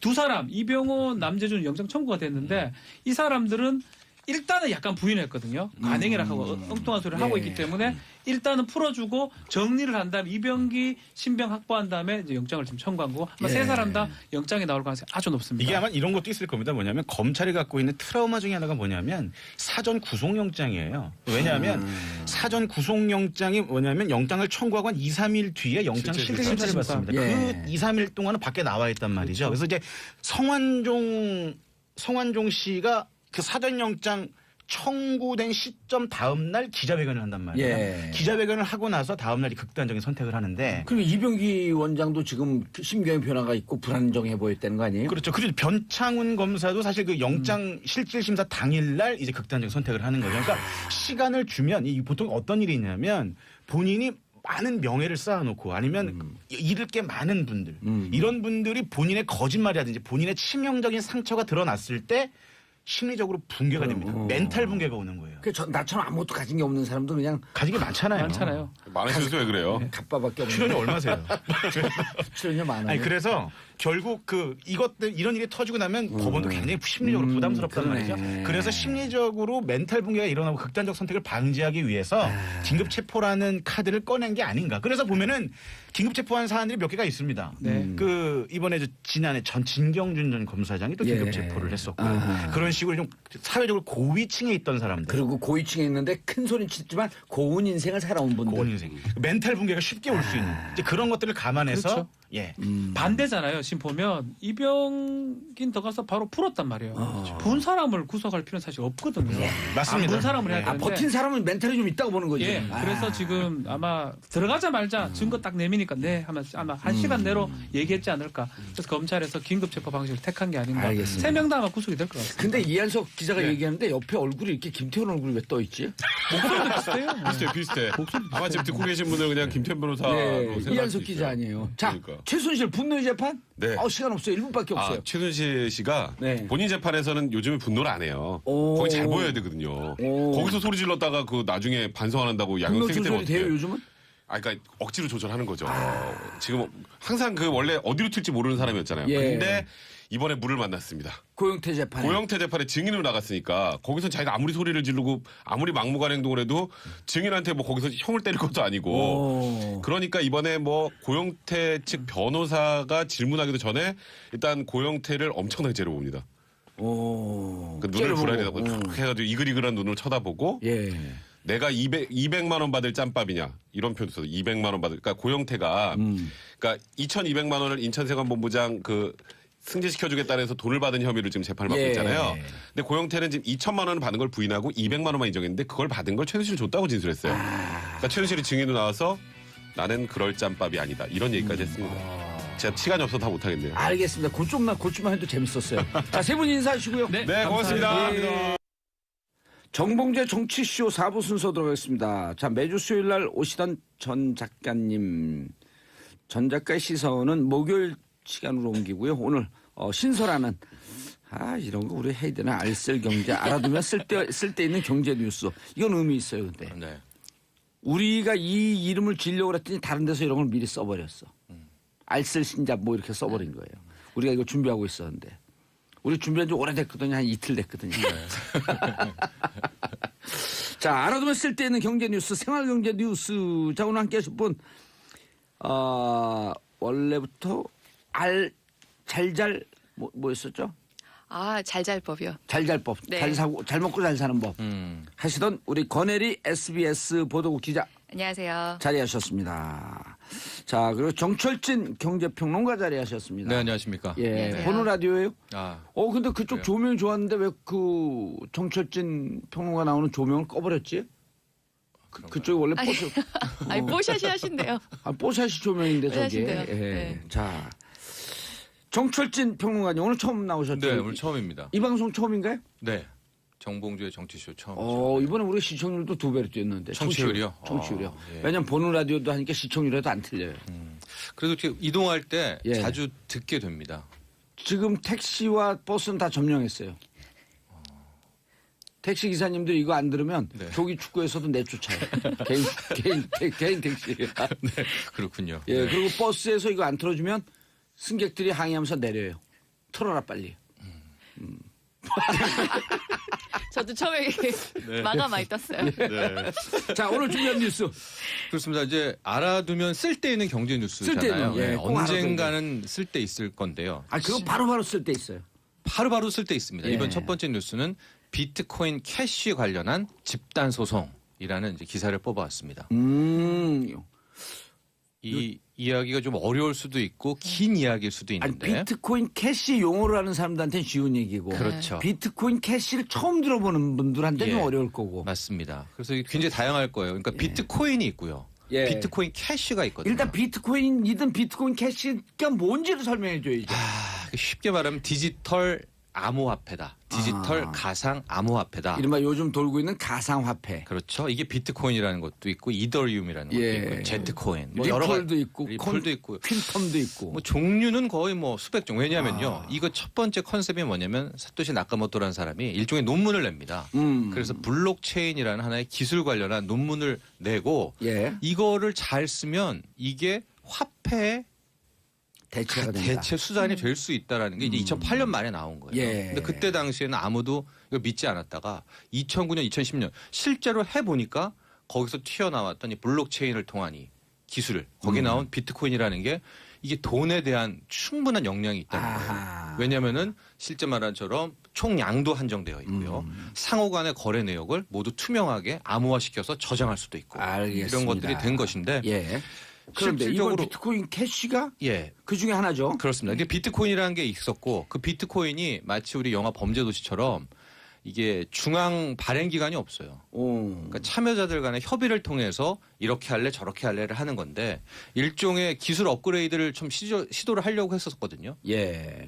더 어려워지니까 세그윗이라는 건데 거기까지 거기까지 가지 말자. 거기까지. 그런데 이제 그중에 일부가 튀어나옵니다. 우린 그게 싫다. 아하. 우리 어쨌든 흥룡파는 기존에 비트코인이 있었는데 우리 비트코인이 주류가 싫으니 예. 비트코인 비주류가 되겠다면서 캐시로 나와요. 그렇습니다. 그게 비트메인이라고 중국 채울 하는 애들 3분의 1을 점령한 애들이 비트코인 캐시를 일단 8월에 나왔어요. 예. 지난해?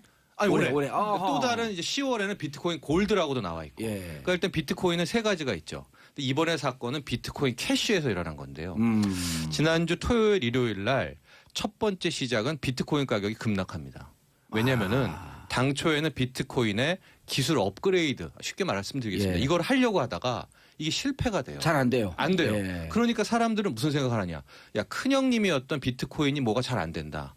그럼 원래 빠져나온 이 흥룡파. 예. 비트코인 캐시가 더 이게 대박이다 하고 비트코인 캐시는 당초에 빠져나올 때 지금 속도를 8배 늘렸거든요. 이게 더 안정적이고 이게 더 진짜 돈이 되겠다라고 해서 순간적으로 비트코인 캐시에 몰린 거예요. 돈이 몰렸어. 투자자들이. 예. 그러면서 한 몇 시간 만에 가격이 더블 이상이 된 거죠. 얼마였다 얼마쯤? 100만 우리 원화로 한 100만 원대였던 게 한 220만 원대까지 순간 대폭등을 합니다. 예. 하고 사건은 바로 여기서부터 시작이 되죠. 우리나라의 뭐 거래소라고 할까요? 이 예. 가상화폐 거래소의 빗썸이라는 곳이 있는데 이때 평균은 하루에 뭐 9천억 정도, 그러니까 조가 안 들어와요 거래량이. 그런데 순간적으로 5조 원 이상이 들어오면서, 그러니까 우리나라뿐만이 아니라 세계 다른 수요들도 같이 빗썸에 몰린 거죠. 그러면서 이제 서버가 다운이 되는데 거래가 안 된 거예요. 그로부터 몇 시간 후 다시 켰죠. 서버가 돌아갔는데 서버 다운되기 직전에 280만 원까지. 아니요, 그렇죠. 100만 원에서 튀어 오른 거죠. 예, 200만 원까지 갔죠. 230만 원, 20만 원까지 예. 원화로 갔다가 다시 재개돼서 보니까 이게 100만 원으로 툭 다시 떨어져 있더라고요. 어머머. 그러니까 하루에 등락폭을 따지면 97%. 근데 이게 지금 다운되기 전에 220, 30% 봤는데 다시 100으로 떨어진 거죠. 컴퓨터가 거래가 그러니까 재개된 다음 딱 봤는데 100만 원 떨어져 다시 또 있어. 급락되어 이상하네. 있다. 그러니까 순간적으로 몰렸다가 또 누군가가 차익실을 해서 빠진 건데, 지금 여기에 대한 항의 소송은 뭐냐면 그때 당시에 팔려는 사람이 분명히 있었을 거 아닙니까? 230만 원에. 네, 매도 주문을 걸어놨을 텐데 체결이 안 된 상태에서 고스란히 밀린 거잖아요. 예. 그러고선 서버가 다시 오픈이 됐는데 이건 완전히 하고 순간적으로 이게 막 100만 원에서 크러쉬가 나가지고 막 툭툭 가. 우리도 주식에서 갑자기 막 빠지면 두려움 속에 막 투매하잖아요. 네, 투매가 몇 개 나온 것도 있었거든요. 막 그 더 100만 원 밑으로. 그러니까 예. 그런 것까지 다 감안을 해서 여기에 이제 그 소송을 거시는 분들은 어떤 분들은 난 2억 날렸다. 네, 그렇게 소송을 하게 되면서 지금 집단 소송 준비를 하고 있다라는 겁니다. 500명 정도가 소송을 하고 있다고요? 네, 소송을 집단 준비. 소송을 준비를 하고 있어요. 예. 네. 근데 그 비트코인, 그러니까 빗썸 측에서는 갑자기 평소에, 그러니까 이게 사실 글로벌하게 그 비트코인이 그때 비트코인의 그 블록 이제 확장한 게 문제가 있었기 때문에 아까 말씀하신 대로 전 세계에서 몰렸단 말이에요. 예. 그러니까 평소에 1,700% 이상 접속을 했다 그래요. 아까 뭐 5조 원 몰렸다고 했잖아요. 예. 그러니까 도저히 자기들이 어떻게 할 수 없는 일이었다라는 게 빗썸. 불가항력적이다. 네, 그래서 자기들 이제 뭐 서버를 이제 확장을 하고 해서 앞으로는 이런 일이 없게 하겠고, 뭐 최대한 뭐 피해 보신 것에 대해서 이제 뭐 대책을 세워보겠다고 하지만 사실 저렇게 막 억 단위의 돈을 손해를 봤다고 계신 분들이 있는 상태에서 이제 소송을 통해서 이거를 보전을 하겠다라는 분들이 벌써 500명이 모이신 거죠. 그래서 이제 뭐 근데 사실 이게 문제가 검증도 안 되지 않은 내가 얼마 손해 보고 그런 게 검증이 이제 되나요? 그쵸. 사실 거기서부터 문제가 있고요. 예. 그러니까 소송을 하려고 하면 정확히 피해를 봤다는 액, 그다음에 어떤 뭘로 인해서 피해를 받는지가 이제 입증이 돼야 구체적으로 되는데 되죠? 그렇죠, 안 되죠. 그리고 사실 아까 그 처음에 우리가 이게 앞으로 화폐를 대신할 수 있을 것이다라는 부분을 말씀을 드렸지만 사실 아직은 이게 화폐로 인정되고 있는 것은 아니에요. 네, 이게 화폐처럼 보이지만 아직은 어디에서도 화폐로 인정하고 있는 곳이 없고, 물론 뭐 연구하겠다는 나라도 있고, 뭐 크립토 루블을 발행하겠다는 나라도 있고 하지만 우리나라는 일단 이거를 화폐로 보고 있지도 않기 때문에, 그러니까 이렇게 되면 보통 우리가 왜 만약에 뭐 전자상거래를 하다가 문제가 생기면 그거 관련된 뭐 소비자원이라든지 이렇게 뭐 공정이라든지 가잖아요. 그렇죠. 근데 이거는 지금 가실 데가 없어요. 손해를 봤다는 분들이. 그러니까 뭐 금감원이나 이런 데서도 이거는 돈이 아니다. 어허. 이거는 우리가 애매하네. 네, 어떤 것도 뭐 보상이나 이런 책을 우리가 세워줄 수 있는 부분이 아니다라는 거기 때문에 지금 피해를 보셨다는 분들도 민사소송으로 이걸 해결하겠다고 뭐 집단 소송을 준비는 하고는 계시지만 말씀하신 대로 그거 피해를 본 것에 대한 기준이나 근거나 입증할 뭐 어떤 것도 제대로 돼 있지 않기 때문에 속은 상한데 대책은 없다. 그러니까 이게 쉽게 우리 권 기자가 잘 얘기를 했는데 민사와 형사 중에서 예. 형사는 못합니다. 민사로 풀어야 되는데요. 이제 금융당국의 딜레마가 뭐냐면 어제도 금융당국에서 여러 차례 입장을 표명을 했는데 만에 하나 개입을 하잖아요. 이게 뭔가 문제가 있고 사기가 있었고 뭐 이렇게 개입을 하는 순간 어떤 딜레마에 빠지냐면 이 디지털 가상화폐 중에 비트코인을 큰 틀에서의 화폐로 인정을 하게 되는 이런 역설적 상황이 나오는 비트코인 거죠. 캐시를. 그렇죠. 비트코인 캐시 어쨌든 비트코인 그걸 그러니까 네. 금융당국은 어제도 개입하지 않는다라는 입장을 명확히 밝혔습니다. 재밌는 게 예. 사실 이 빗썸이 지난 6월에도 이런 접속 장애가 있어서 문제가 있었어요. 근데 그때도 손해를 봤다는 분들이 있었고 또 뭐 자기 개인정보 빠져나갔다. 그리고 이제 뭐 약간 지금 이제 뭐 약간 아니다 이다라는 말이 있지만 내가 넣어놨던 나의 그 암호화폐, 그러니까 그 내 비트코인 털렸다. 뭐 예. 이런 얘기까지 있었었어요. 그런데 실제 결국 거기서 정부의 기관들 중에서 조금이라도 개입한 데는 방통위뿐이에요. 뭘 개입을 했냐면 개인정보 빠져나갔다고 하니까 그건 조사할 수 있다. 근데 지금 말씀하신 것 같은 금융당국 같은 곳들은 말씀하신 것처럼 이건 돈이 아니기 때문에 우리가 개입할 수 있는 부분이 아니다. 라고 된 거죠. 그런데 정철준 네. 평론가님. 가상화폐, 과상화폐 하는 사람들이 주위에 많이 늘긴 늘지만. 엄청 많이 늘었죠. 아, 그럼 우리는 진짜 이런 거 잘 몰랐고 이런 거 뒤쫓아가려고 세상 살기 힘들겠어요. 예. 게다가 저는 뭐 개인적인 규모가 어느 정도 되는 지금 거예요? 한 원화로 따지면 220조 원 시장이 있는 전 거죠. 세계 아니고 예, 우리나라? 거래 전 세계. 전 세계. 세계로. 왜냐하면 이게 220조. 이제는 우리나라 전 세계가 필요 없는 게요. 이제 완전 디지털 세계 아니에요. 그렇죠. 네, 그렇기 때문에 이제 미국에서 국경은 쑥 들어오고. 오늘도 이번에 쑥 들어왔잖아. 비트코인 캐시할 때도. 네. 우리 비썸으로 그러면서 서버가 다운이 된 그런 사안인데요. 한국 제가- 시장이 규모가 큰 편인가요? 우리가 이제 원화 거래량을 그러니까 한국 시장이 얼마 이거를 예. 아, 이 확인해야 비트코인 되는구나. 개념을 버려야 되는 게 예. 이 시장은요. 예. 완전히 우리끼리의 시장이에요. 그러니까 큰 틀에서 무정부주의 같은 그런 컨셉 생각하시면 돼요. 국가 간 경계가 없고. 네, 그런데 우리가 파악하기로 한 10% 된다는 게 원화 거래량. 그것은 결국 한국 수요 아니겠습니까? 그렇죠. 예, 그게 한 9%에서 10% 되니까 현재 전체 시장의 한 9에서 10%는 한국이겠거니라고 이제 생각을 하는 것이죠. 그런데 이 예. 빗썸이라고 하는 이런 곳은 외국에서도 막 들어올 수 있는 거 아니에요? 우리도 외국 갈 수 있는 거고요. 로그인해가지고 회원가입해가지고 가면 되는 근데 그런 거 아니에요? 미국에 가면 달러로 거래해야 되잖아요. 그렇죠. 예. 그래서 우리 원화가 약간 프리미엄이 더 붙어요. 이것도 많이 거래될 때 수수료나 이런 게 좀 네, 싸고 다운되니- 예, 내려가니까. 적게 될 때 그런 게 좀 있죠. 차익 거래도 가능합니다. 그런데 저는 보지는 못했는데 그 이태원 같은 경우 외국인들이 많이 이용하는 곳에 비트코인을 달러로 현찰로 환금하는 그 ATM기가 있다라고 하는 얘기가 있더라고요. 네, 있을 비트코인. 거예요. 예. 저도 뭐 있을 거고요. 그래서 저는 달러를 예. 갖고 들어오지 않고 미국 애들이 들어와서 여기 와갖고 그 비트코인 ATM기에서 달러로 환전해서 예. 그래서 여기서 쓰고 일본은 제가 100% 있는 것을 봤고요. 오. 예. 또 하나 저 최근에 컨설팅 비슷하게 한 게 한 성형외과에서 예. 그 비트코인을 받겠다고. 그러니까 중국과 일본 관광객들을 받기 위해서 예. 이 비트코인으로 받는 병원 예. 치료비를 하는 이제 그런 컨셉으로 마케팅을 이제 의뢰를 하더라고요. 이태원에 식당은 있더라고요. 있죠. 비트코인 받는 예, 식당. 예. 받는 식당. 그래서 내가 저 비트코인이 뭐지 무슨 옛날에 그 버스 토큰 이런 건가? 그러니까 이게 제가 갑을 중에서 최초에는 화폐도 아니라 사기다 하다가 사기라고 주장하는 쪽이 점점 이렇게 밀리는 거야. 아. 밀리고 그러다가 식당에서도 비트코인 받고 호텔도 비트코인을 받고 ATM 뭐 나오고 예. 막 이렇게 되니까 이게 지금 완전히 많이 밀렸어요. 지금 아니, 사기다 근데 쪽이. 이게 진짜 듣는 사람들이 좀 이 개념도 잘 안 잡히고 불안해할 수도 있는데 근데 하루 220조 시장이라고 하면 이게 정부에서 무슨 관여할 수 있는 제도적 장치도 없고 거래소도 뭐 허술하고 뭐 이런 문제점이 있는 거 아니에요?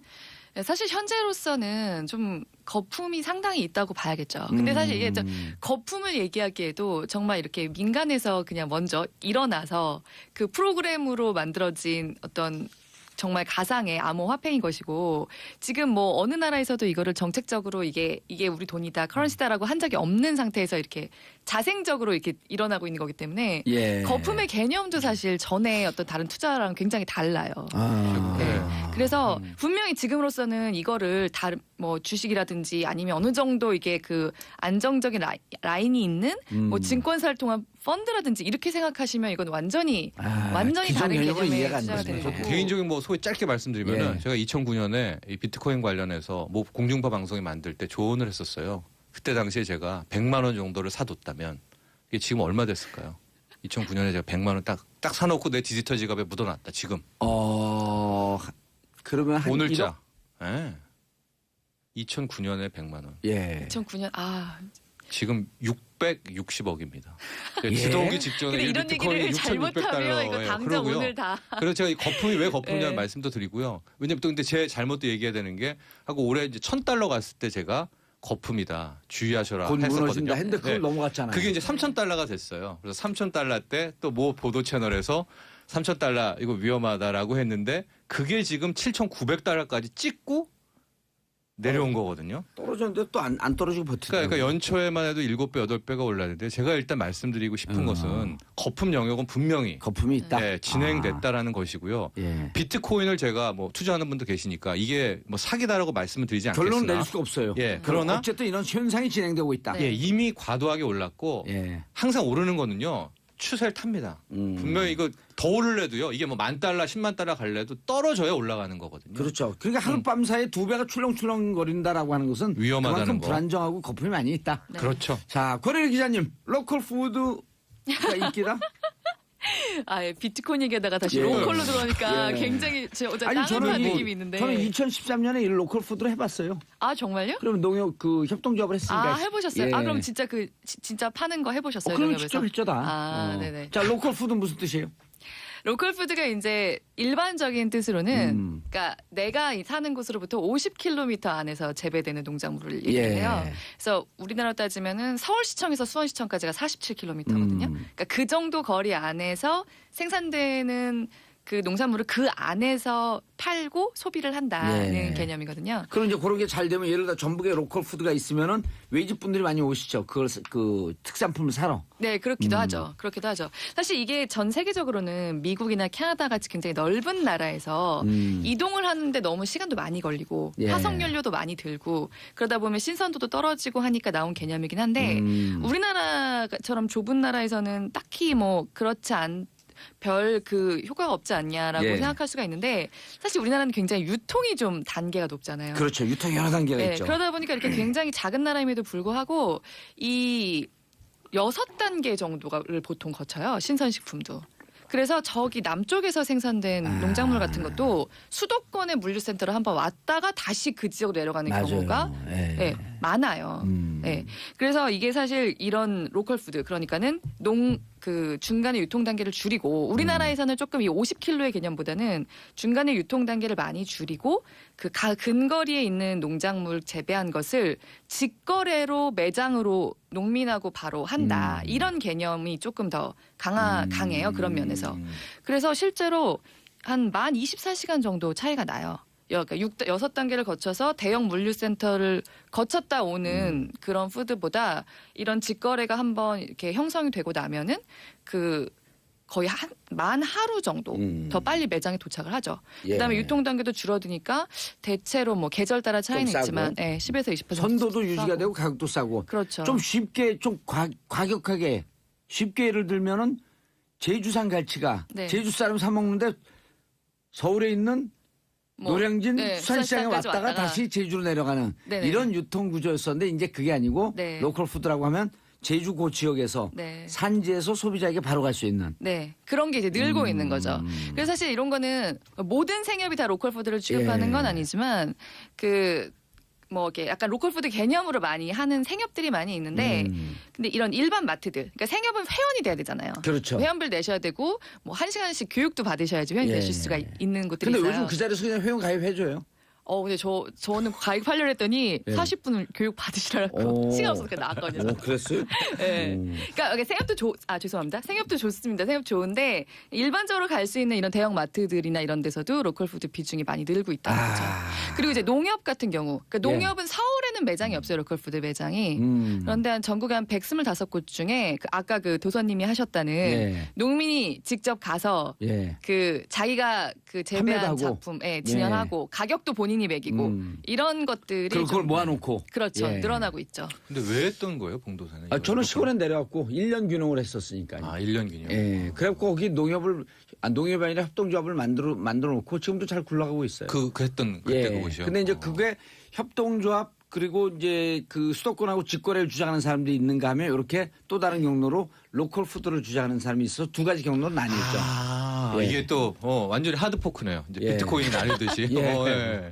나뉘어지는 거예요. 그게. 예. 그래서 우리는 수도권을 겨냥한 직거래보다도 우리 지역 상품을 모아서 파는 이런 네. 쪽으로 하고 여기서 소비가 되면은 그 다음에 무슨 택배도 우리가 좀 확대해 보겠다 하고 한 라인이 근데 사실 실제로 로컬 푸드 푸드. 하시다가 이런 그런 먼 곳으로 그 왜 바로 택배 거래 예. 이런 거 이제 해갖고 굉장히 부자 되신 농민들도 이제 속속 나오고 근데 있어요. 그것도 거품이 있어요. 왜냐하면 택배 하면은 그 지역 그 지자체에서 보조를 좀 해줘요. 왜냐면 택배 하게 되면 늘 적자거든. 비용 들고 뭐 인건비 들고 그러니까 그 보조를 해줘서 그것 때문에 하는데 택배는 좀 어려운 점이 많이 있어요. 수익이 잘 안 올라. 아주 대량으로 가지 않으면. 근데 이게 한번 이렇게 좀 그 라인이 형성되고 나면은 그렇죠. 그러니까 계속 그렇지. 믿어먹고 예. 사죠. 그러니까 솔직히 이게 로컬 푸드나 이런 식의 방식이 예. 굉장히 폭락할 때는 많이 안 떨어져요. 맞아요. 네, 예. 그렇지만 폭등할 때 좋은 거죠 소비자들한테도. 그리고 평소에도 조금 저렴하게 살 수 있고. 예. 김정실님 로컬 푸드 푸드 많아졌으면 좋겠어요. 지역 농민을 살릴 수 있는 방법 중 하나 같아요. 네. 중간에 유통 과정도 줄여서 가격도 착하고 네. 그다음에 선도도 좋고 네. 로컬 푸드 하는 지역이 많은데 처음에 잘 될 거라고 하는 기대 때문에 또 쉽게 들어왔다 잘 안 되는 경우도 네. 많아요. 사실 노력도 그러니까 지금 김정진이 말씀하신 대로 지역 농민들이 굉장히 살아날 수 있는 방법이긴 한데 또 본인들이 계속 그렇게 꾸준히 노력을 하고 다른 데랑 또 경쟁이 되셔야지 예. 실제로 살 수 있는 방법이죠. 근데 우리 시간이 이렇게 없나 벌써 끝났나? 어머 우리 오늘 예? 그렇네요. 네. 캐릭터 한류해야 되는데? 예? 설명만 해주고 가면 안 될까? 그러니까 이거 짧게 설명드리면은요. 예. 우리가 어릴 때 제가 어릴 때는 뭐 미키마우스라든가 예. 일본의 도라에몽 이런 캐릭터의 영향을 많이 받았잖아요. 아하, 그러니까 예. 그쪽의 문화에 큰 틀에서 영향을 받는 건데 예. 지금은 우리의 한류가 튀어나가면서 뽀로로 또 뭐죠? 그 뿌까 또봇 네. 이런 우리의 한류가 캐릭터가 촉촉촉 퍼져나가고 있다. 전 세계로. 예. 예. 그럼 완전 대세 역전인 거죠. 아, 그럼 다음 시간에 이거 조금 더 하죠. 경제적이자 문화적인 그런 이거 사안이었습니다. 진짜 사실 우리나라 진짜 경쟁력이 있어요. 알겠습니다. 알고 보면 쓸데있는 경제 뉴스 알쓸경제. 자, 함께 하신 분 이름을 잊어먹었어요. 근데 맨날 잊어먹어요. 인사하세요, 두 분 다. 네. 우리 권혜리 네. 기자님, 정철준 평론가님 인사하세요. 네, 감사합니다. 예. 다음 주에 감사합니다. 뵐게요. 예, 저는 내일 10시 5분에 다시 찾아오겠습니다. 평화를 사랑하는 대한민국 국민 여러분 감사합니다. 땡큐 피스 코리아. 제가 딱히 할 말은 재밌어요. 없네요. 네. 예, 가서 조폭들한테 한 대씩 두들겨 맞고 네. 재밌어요. 아, 네네. 예, 저는 그런 가지 않을 일은 생각인데. 없어요. 그런 일은 없고 네. 중국 가서요. 꿰면 이게 바느질해도 재밌고요. 네. 뭐 이렇게 뭐 만들어도 재밌고요. 설거지하는 것도 재밌고요. 빨래하는 것도 재밌고 다 재밌어요. 징역 가면. 어쨌건 뭐 지금 구속영장이 한 차례 기각이 됐는데 예. 뭐 검찰이 추가로 더 할지 여부는 검토 중이라고 하니까 아, 오민석 부장판사가 기각시켰죠. 판사 이름은 지금 기억이 안 나네요. 그걸 기억하지 못한 부역자예요? 그냥 단지 기억력이 나쁜 것뿐입니다. 오민석 부장판사입니다. 네. 예. 그렇군요. 알겠습니다. 자, 원세훈 국정원장 노무현 대통령 다큐 불방하는 거 보면 이런 말이 있거든요. 네. 어떤 정치 철학가가 이런 얘기했어요. 민심을 거스리는 자 역사의 칼을 맞는다. 누가 한 얘기인 줄 아세요? 모르겠는데요. 바이 철학자. BJ. 아, BJ. 예. BJ 봉주. BJ 비디오 자키 막 이런. 네. 농담이었습니다. 개그가 많이 늘었는데 후진 개그만해요. 아, 그러게요. 여기서 잘 안 먹히네요. 자, 다음 뉴스. 네, 문재인 정부가 부동산 보유세 인상 해법을 찾기 위해서 다시 한번 수기민주주의 방식을 도입한다고 합니다. 예. 일단 뭐 단기적 대책으로 부동산에 붙은 불을 끄긴 했는데 그 핵심은 부동산 보유세다. 뭐 이런 지적은 계속 있었거든요. 마지막 종착점이 보유세다. 네, 아무래도 집값을 확실하게 잡으려면. 근데 조심스러운 게 뭐 아무래도 노무현 정부 당시에 종합부동산세를 추진을 했다가 정작 종합부동산세 대상이 아닌 분들로부터도 세금 폭탄이라는 그런 프레임에 말려서 뭐 강하게 좀 비판을 받았었죠. 그렇죠. 그래서 문재인 정부하고 뭐 더불어민주당은 이 증세가 그 대부분 국민과 직결되는 사항이라고 하면서 그 최근 신고리 5,6호기 건설 여부를 결정했던 것처럼 그 공론화 과정을 거치는 방안을 검토 중이라고 합니다. 예. 네, 일단 올해 중에 조세재정개혁특별위원회를 출범을 시키고요. 예. 부동산 보유세를 포함해서 뭐 여러 증세 방안을 논의할지는 잘 모르겠지만 일단 이 특별위원회에서 2019년 세제 개편안을 준비를 할 예정이라고 합니다. 아하. 그래서 그래서 이제 거기서 그 좀 크리티컬, 아주 네. 민감한 부분에 대해서는 수기민주주의 한번 좀 던져보는. 네, 뭐 물론 이제 신고리 5,6호기 관련해서 결과를 놓고 아주 아쉽다는 분들도 있고 뭐 예. 그랬지만 일단 뭐 과정 자체는 그럼요. 그동안 이제 보지 못했던 방식이다 보니까 아무래도 좀 수기민주주의가 좀 확산이 됐으면 하는 우리가 바람이 민주주의 있고요. 민주주의 하지만 사실 민주주의 실천하는 게 그렇게 많지가 않거든요. 네, 사실 좀 어렵죠. 그리고 민주주의 초중고등학교 때 배워본 적이 없잖아요. 네, 민주주의는 그것도 그렇습니다. 토론으로부터 나오는 거거든요. 네, 그냥 투표만 한다고 해서 그것이 그냥 민주주의라고 예. 그렇게 배웠는데 참 네. 대단한 민족이에요. 민주주의 한 번도 안 배웠는데 촛불 두고 그 민주의 광장으로 나오는 거 보면 네, 정말 그것도 대단한 민족이에요. 촛불뿐만 아니라 뭐 87년까지 넘어가면은 예. 정말 유구한 역사를 자랑하는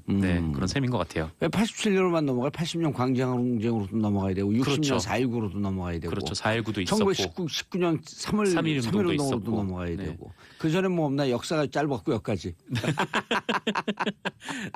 네, 어쨌건 유구한 역사가 자, 있습니다. 이훈님 오늘 처음 듣는데 말씀하시는 게 시원시원하시네요. 아니 어디 이민 갔다 오셨어요? 오늘 처음 들어요? 요즘 대세가 정치쇼에 대세가 정치쇼를 듣지 않으면 하루라도 듣지 않으면 입에 네. 귀에 가시가 돋친다. 아, 귀가 간지러운 게 그것 때문이었군요. 같이 가도 좀 간지러워요? 네? 아니요. 안 뭐 들었어요? 농담이었습니다. 안 들었어요? 아, 자주 듣고 있어요. 아, 그래요? 자, 일하는 그럼 중이라 마지막. 생방은 못 듣지만 마지막. 네, 배우 고 김주혁 씨 부검 결과가 네, 예. 국과수에서 나왔습니다. 어허. 결과를 보면 의아한 점이 좀 많은데요. 그 서울 강남경찰서에 따르면 국과수가 김주혁 씨를 부검한 결과 그 사고 당시 김주혁 씨는 술을 마시거나 약물을 먹지 않은 것으로 확인이 예. 됐습니다. 심장 이상도 없었다는 거 아니에요? 네, 그리고 심근경색이 좀 의심이 됐었는데 그 심장 이상과 관련해서도 그 국과수는 심장 동맥 손상 그리고 혈관 이상, 뭐 염증 등을 발견하지 못해서 어허. 뭐 심장 전도계의 이상을 확인할 수 없다라고 얘기를 했고요. 계속 미국으로 빠지네요. 네, 뭐 사망 원인은 머리뼈 골절 등 머리 손상이라고 하는데 이거는 사고로 인해서 사망했다라는 예. 거는 좀 분명해 보이고요. 다만 이 국과수에서 할 수 있는 거는 그 신체에 남아 있는 부분으로 그 병을 추정할 수 있기 때문에 뭐 신체적 이상이 없었다라고 단정을 지을 수는 없고요. 네, 신체적 이상이 있을 수도 있는데 또 한편으로는 지금 차량 결함에 대해서도 지금 경찰에서 좀 조사를 하고 있는 것 같습니다. 아, G바겐이라고 하는 그 차량 벤츠 그랬다고 윗선에 하는데. 지시가 있었다. 자, 네, 다음 그렇습니다. 뉴스. 그 인태희 전 이명박 대통령 비서실장이 국가정보원으로부터 연예인들에 대한 불법 사찰 문건을 직접 보고받았다고 네, 경향신문이 보도했습니다. 갈수록 이제 블랙리스트에 대한 이명박 전 대통령의 연루 가능성이 커지는 상황이죠. 네. 임태희 실장은 뭐 아시겠지만 MB맨으로까지 불리면서 이제 그야말로 이제 최측근 인사로 분류가 됐는데 경향신문은 2011년 7월 무렵에 그 국정원이 작성한 등록금 집회 참가 연예인 신원사항 좌파 연예인의 등록금 불법 시위 참여 제어 MBC 좌편향 출연자 조기 퇴출 확행 등의 문건을 확인한 결과 그 임태희 비서실장과 당시 권재진 민정수석 그리고 아하. 박범훈 교육문화수석 등이 문건을 보고받은 내용이 적시돼 있다고 보도했습니다.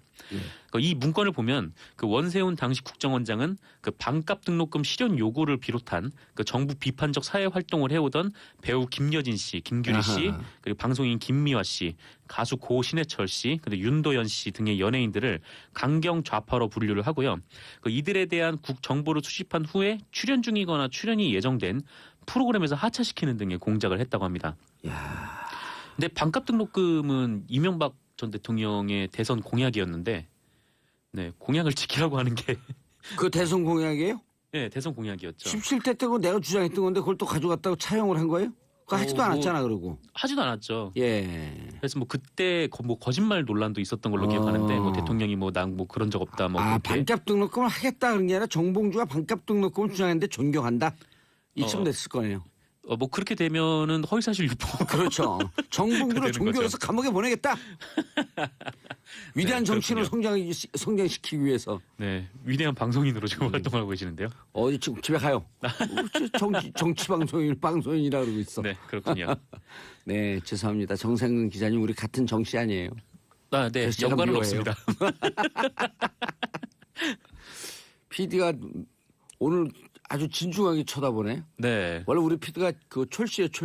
졸랑 대는 PD 선생. 아, 그러세요? 전혀 이미지랑은 전혀 다른데요. 예, 다음 뉴스. 네, 그 아울러 원세훈 국정원이 MBC가 준비하던 고 노무현 전 대통령 서거 1주기 특집 방송에 불방하라 이런 압력을 가하기도 했다라는 보도가 방송하지 나왔습니다. 마라? 네. 아하. 2010년 5월인데요. 그 MBC 시사 매거진 2580 예. 프로그램 아시죠? 네, 거기서 이제 고 노무현 전 대통령의 에휴. 서거 1주기 특집 방송을 준비를 하고 있었다고 합니다. 예. 그 당시는 지방선거를 보름여 앞둔 시점이었는데 기억하실런지 모르겠지만 그 참여정부 내각에 참여를 하셨던 그 한명숙 전 총리 그리고 유시민 전 보건복지부 장관 등이 각각 서울시장과 경기도지사 출마를 준비하고 있기도 했었거든요. 예. 뭐 사실 그 노 전 대통령 서거 방송과 이 선거가 좀 무관한데 뭐 설령 영향을 끼칠 수 있다고 치면은 이 국정원이란 조직이 예. MBC에 직접 MBC 임원한테 직접 예. 그 원세훈 원장님 등 우리 원 지휘부에서 우려하고 있다 이렇게 압력을 넣은 게 오히려 더 심한 선거 개입이라고 볼 수가 있는 거죠. 그러니까요. 더 웃긴 거는 이를 충실히 이행했던 김재철 전 MBC 사장인데요. 예. 김재철 사장은 이 프로그램을 불방시키려고 그 당시 지방선거를 여권대 노무현의 선거로 규정을 한 다음에 그 이번 선거는 노무현의 졸개들이 대거 수도권 전면에 나섰다. 공영방송을 자칭하는 MBC가 선거가 코앞에 왔음에도 대대적인 노무현 특집을 하는 것은 선거법 위반 이렇게 주장을 하기도 했습니다. 근데 이분들 진짜 뇌를 한번 분석해 보고 싶어요. 네, 그러게요. 자, 아니 상식적으로 이런 이해가 안 되는. 논리가 이해가 돼요? 잘 통하지 않죠. 잘 통하지 않아서 내부에서도 그렇게 뭐 반발이 있었던 것 같은데 예. 어쨌든 국정원은 이 방송을 못하게 계속 막으려고 움직였던 했고. 정황이 있고 예. 김재철은 간부들에게 막을 수 있는 방법을 다 쓰라는 식으로 지시를 했는데 방송은 나갔습니다. 네, 아니 제작진들이 이걸 김재철 씨 뚫어낸 이런 거죠. 분들은 머릿속 들여다보면 아무 생각 대잔치 아무 생각이나 막 하는 것 같아요 그냥. 그러니까 얼마 전에 검사가 김재철 전 사장을 조사를 했을 때 예. 어떻게 기자 PD들을 샌드위치 만들려고 이렇게 보내는 게 좀 모욕적인 행위 아니냐라고 예. 물어봤을 때 김재철 사장이 했던 말이 김재철 전 사장이요. 네, 전 사장이 했던 말이 김재철 씨. 김재철 씨, 예. 네. 김재철 전 사장이 했던 말이 샌드위치 만들면 재밌다라는 얘기를 해서 또 어안을 좀 벙벙하게 만들었죠. 징역 가도 재밌는데. 김재철 씨 징역 가세요. 징역 가도 재밌어요. 경험자가 얘기하는 예. 차량. 네, 그 블랙박스가 공개가 됐는데 예. 이 보면은 차량이 거의 멈춰 섰거든요. 예. 그러다가 갑자기 차량이 빠르게 앞으로 튀어나가서 그대로 이제 인도로 돌진하는 모습을 볼 수가 있었어요. 그래서 블랙박스 저도 봤어요 어제. 네네.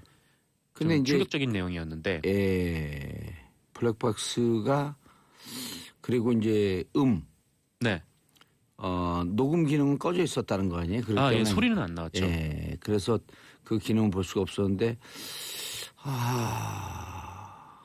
원인을 그럼 계속 어떻게 지금 중단하나요? 아니면 계속 찾나요 원인을? 계속 찾고 있어요. 일단 예. 뭐 차량 결함에 대해서 좀 찾고 있다고 하고, 예. 네, 뭐 다른 신체적 이상이 있었는지도 좀 알아보고 있는 것 같습니다. 예, 알겠습니다. 자, 샵 1035 짧은 문자 50원, 긴 문자 100원. 이윤 죄송합니다. 이민 간다 하더라도 챙겨 듣겠습니다.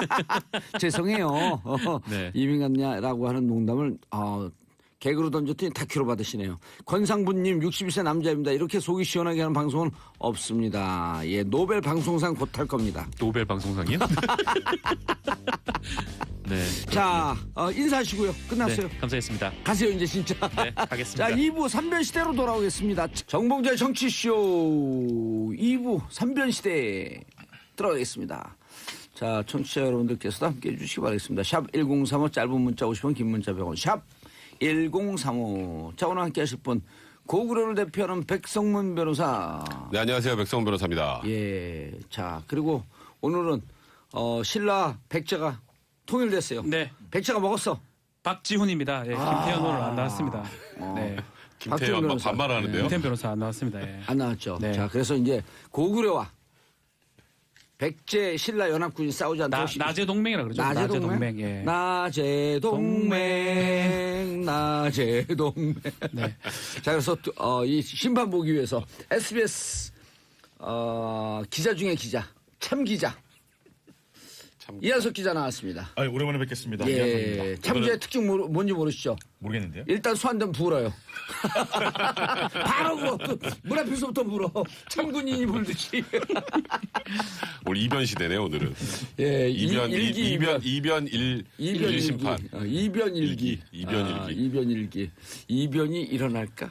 네. 일기. 예. 자, 0947님 정치쇼 고릴라로 듣고 있었는데 이어폰을 듣고 있었는데 461번 버스에서 느닷없이 봉도사님 목소리가 들리니 반갑네요. 크크. 요즘 버스 택시 다 평정했습니다, 이제.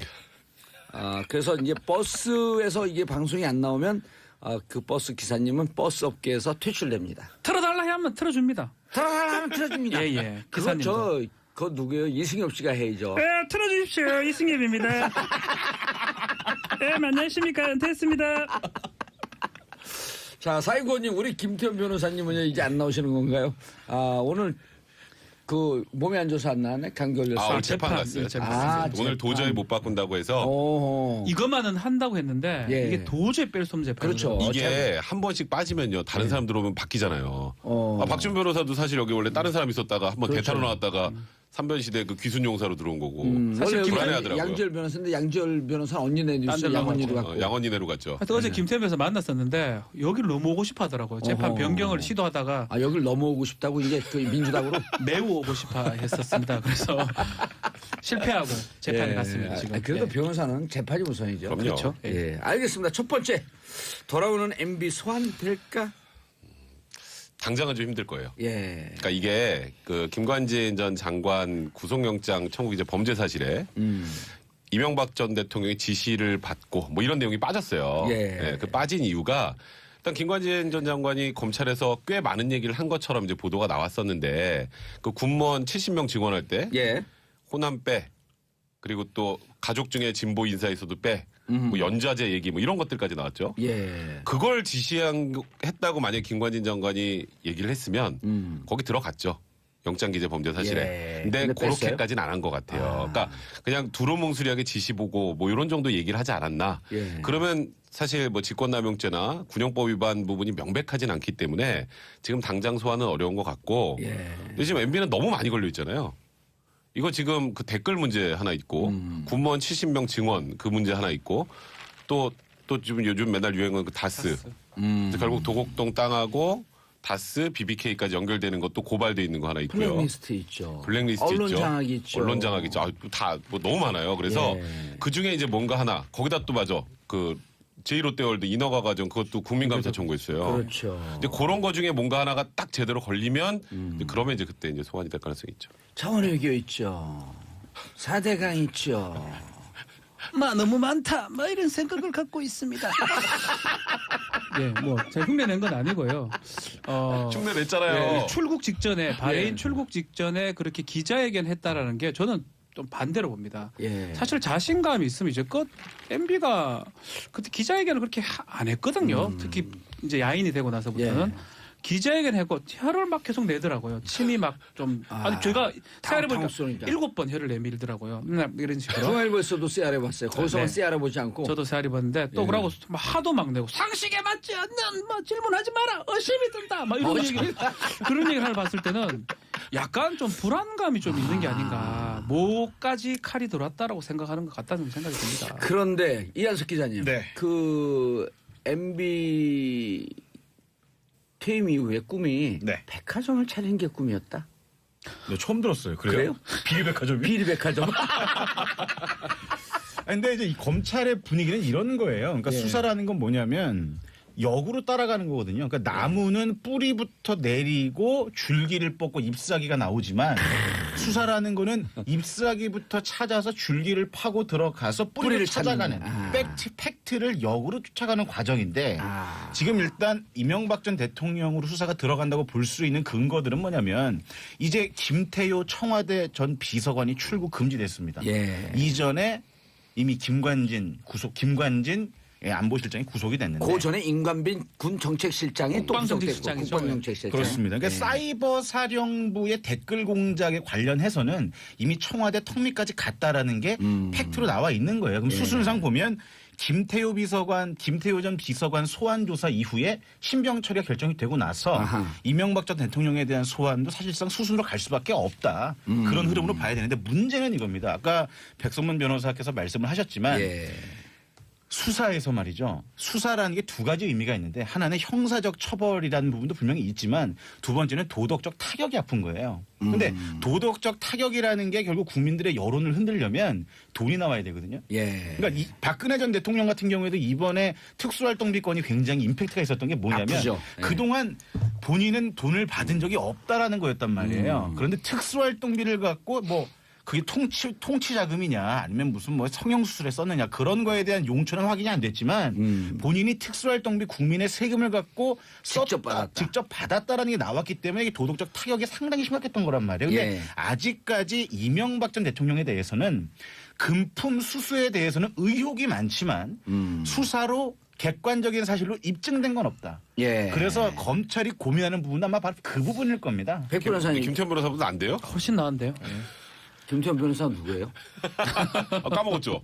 네. 누가 그전에 여기 누가 있었어요? 누가 있었었나 원래 봐요. 이한석 기자 아니었었어요? 그러니까요. 예. 오늘 보고 조절해도 될 것 같습니다. 아니 대한민국에서 일주일은요. 그러니까요. 100년 전이에요. 네. 100년 전 일을 어떻게 기억을 해요? 듣고 있나 김태현? 재판하느라고. 네, 재판하고 있습니다. 아니 나와서 들을 그런데 거예요. 예. 그런데 그래서 이번에 국정감사를 하면서 유독 하베스트 자원외교 그 네. 정유사죠. 네. 네. 캐나다 정유사. 그다음에 캐나다에서 농협에서 200억 대출했던 문제. 이건 사기란 말이에요. 근데 이 부분을 지적하면서 박범계 의원이 네. 물어봤어요. 가장 아픈 부분이 어디가 될 것이냐 그랬더니 국가기관을 이용해서 돈을 받아온 140억 다스가 제일 아플 거다. 네. 뭐 여기 일맥상통한 점이 있을 것 같은데. 그러니까 결국 지금 말씀하셨던 것처럼 그러니까 돈이 나오면 그러면은 사실 게임 끝이에요. 근데 아직까지는 돈은 안 나오고. 근데 다스는 진짜 이상하잖아요. 그 다스는 진짜 누구 건지 잘 모르겠어요. 아니 그죠? 그게 아니고 왜 이 안녕하세요 시대의 양심 마성의 중독성 대체 불가 정봉재 정치쇼 정봉주입니다. 자 날씨가 많이 차가워졌죠. 지금 이 시간 여러분이 가장 많이 찾아본 실시간 검색어 소개합니다. 고 김주혁 씨 블랙박스 공개. 495 경위는 계속 미국에 빠져 있습니다. 저도 어제 블랙박스 봤는데 급가속은 되는데 이유는 모르겠어요. 자, 두 번째 미국 총기 난사 초등학교 최소 5명 이상 사망, 5명 이상 사망이죠. 하하, 미국 총기 규제 해야 될 텐데 ARA, American Rifle Association, 미국 총기협회 정치권 로비 때문에 못하고 있는 겁니다. 한국 세르비아전 1대1 무승부, 신태용호 콜롬비아전은 잘했더니 어제는 또 역시 답답한 플레이 계속 이어졌고요. 자, 네 번째 남재준 이병호 이병기 구속영장 청구. 자, 이명박근혜 정권 9년 걸쳐갖고 역대 국정원장이 모두 다 구속되는 진기록이 나올 것이냐. 아하, 월드컵보다 더 짜릿한 결과가 기대됩니다. 자, 트와이스의 낙낙 똑똑 들으면서 1부 시작하겠습니다. 정봉주의 정치쇼 1부 순서 들어가겠습니다. 자, 오늘 날도 쌀쌀한데요. 쌀쌀맞게 해야겠어요. 나가보겠습니다. 자, 나가요. 빨리 나가요. 샵 정말요? 1035 짧은 문자 50원 긴 문자 100원.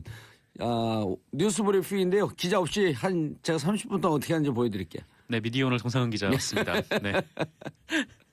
나가라니까 얼른 소개하래. 네, 자리 잡았으면 예. 엉덩이가 무거워야죠. 예, 알겠습니다. 자, 뉴스 브리핑. 무슨 소식이 있을까요? 네, 그 박근혜 정부 국정원장들이 전원 구속될 가능성이 높아지고 있습니다. 예. 또 이것도 뭐 기록이라면 기록인데 그 검찰은 14일 그 남재준 이병호 전 국정원장에 대해서 그 뇌물공여와 국고손실 등의 혐의로 구속영장을 신청을 했습니다. 그 국정원 특수활동비를 박근혜 전 대통령에게 갖다 바친 혐의인데요. 그 두 사람은 국정원 특수활동비에서 월 5천만 원에서 1억 원의 그 현금을 떼내서 문고리 3인방에게 갖다 줬습니다. 그리고 마지막 남은 박근혜 정부의 국정원장이 이병기 씨인데 이병기 씨도 조사 중에 긴급 체포가 됐어요. 아하. 곧 구속영장이 청구가 될 것으로 보이는데요. 검찰은 심리 중에 그 이병기 전 원장이 불안 증세를 보여서 체포한 것 같다고 네, 조선일보가 보도를 했습니다. 조선일보 보도요? 네, 조선일보가 이렇게 얘기를 하더라고요. 그 확인됐어요? 조선일보 조선일보가 보도는 이렇게 확인해야 보도를 돼요. 했으니까. 네. 예. 어쨌건 이병기 전 원장이 검찰이 조사를 하면서 예.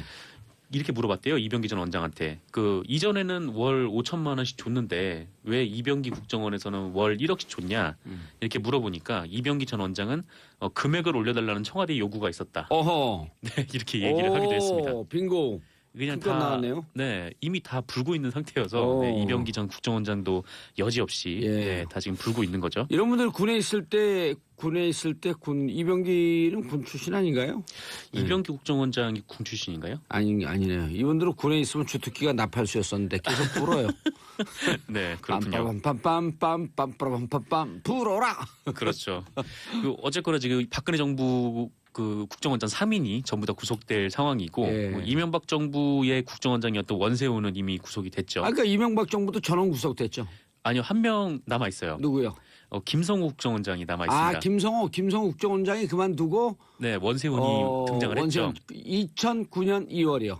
예. 네, 김성호 2009년 국정원장은 법무부 장관에 있다가 네, 넘어갔고. 참여정부 때 예. 법무부 장관 지내시다가 네, 국정원장으로 됐는데 예. 네, 그러고 나서 얼마 마음에 안 있다가 들었죠. 네, 촛불 집회가 나고 막 그러니까 원세훈이 등장을 해서 그 이후로는 여러분들이 모두 아시는 것처럼 네, 온갖 불법 행위들이 자행이 됐습니다.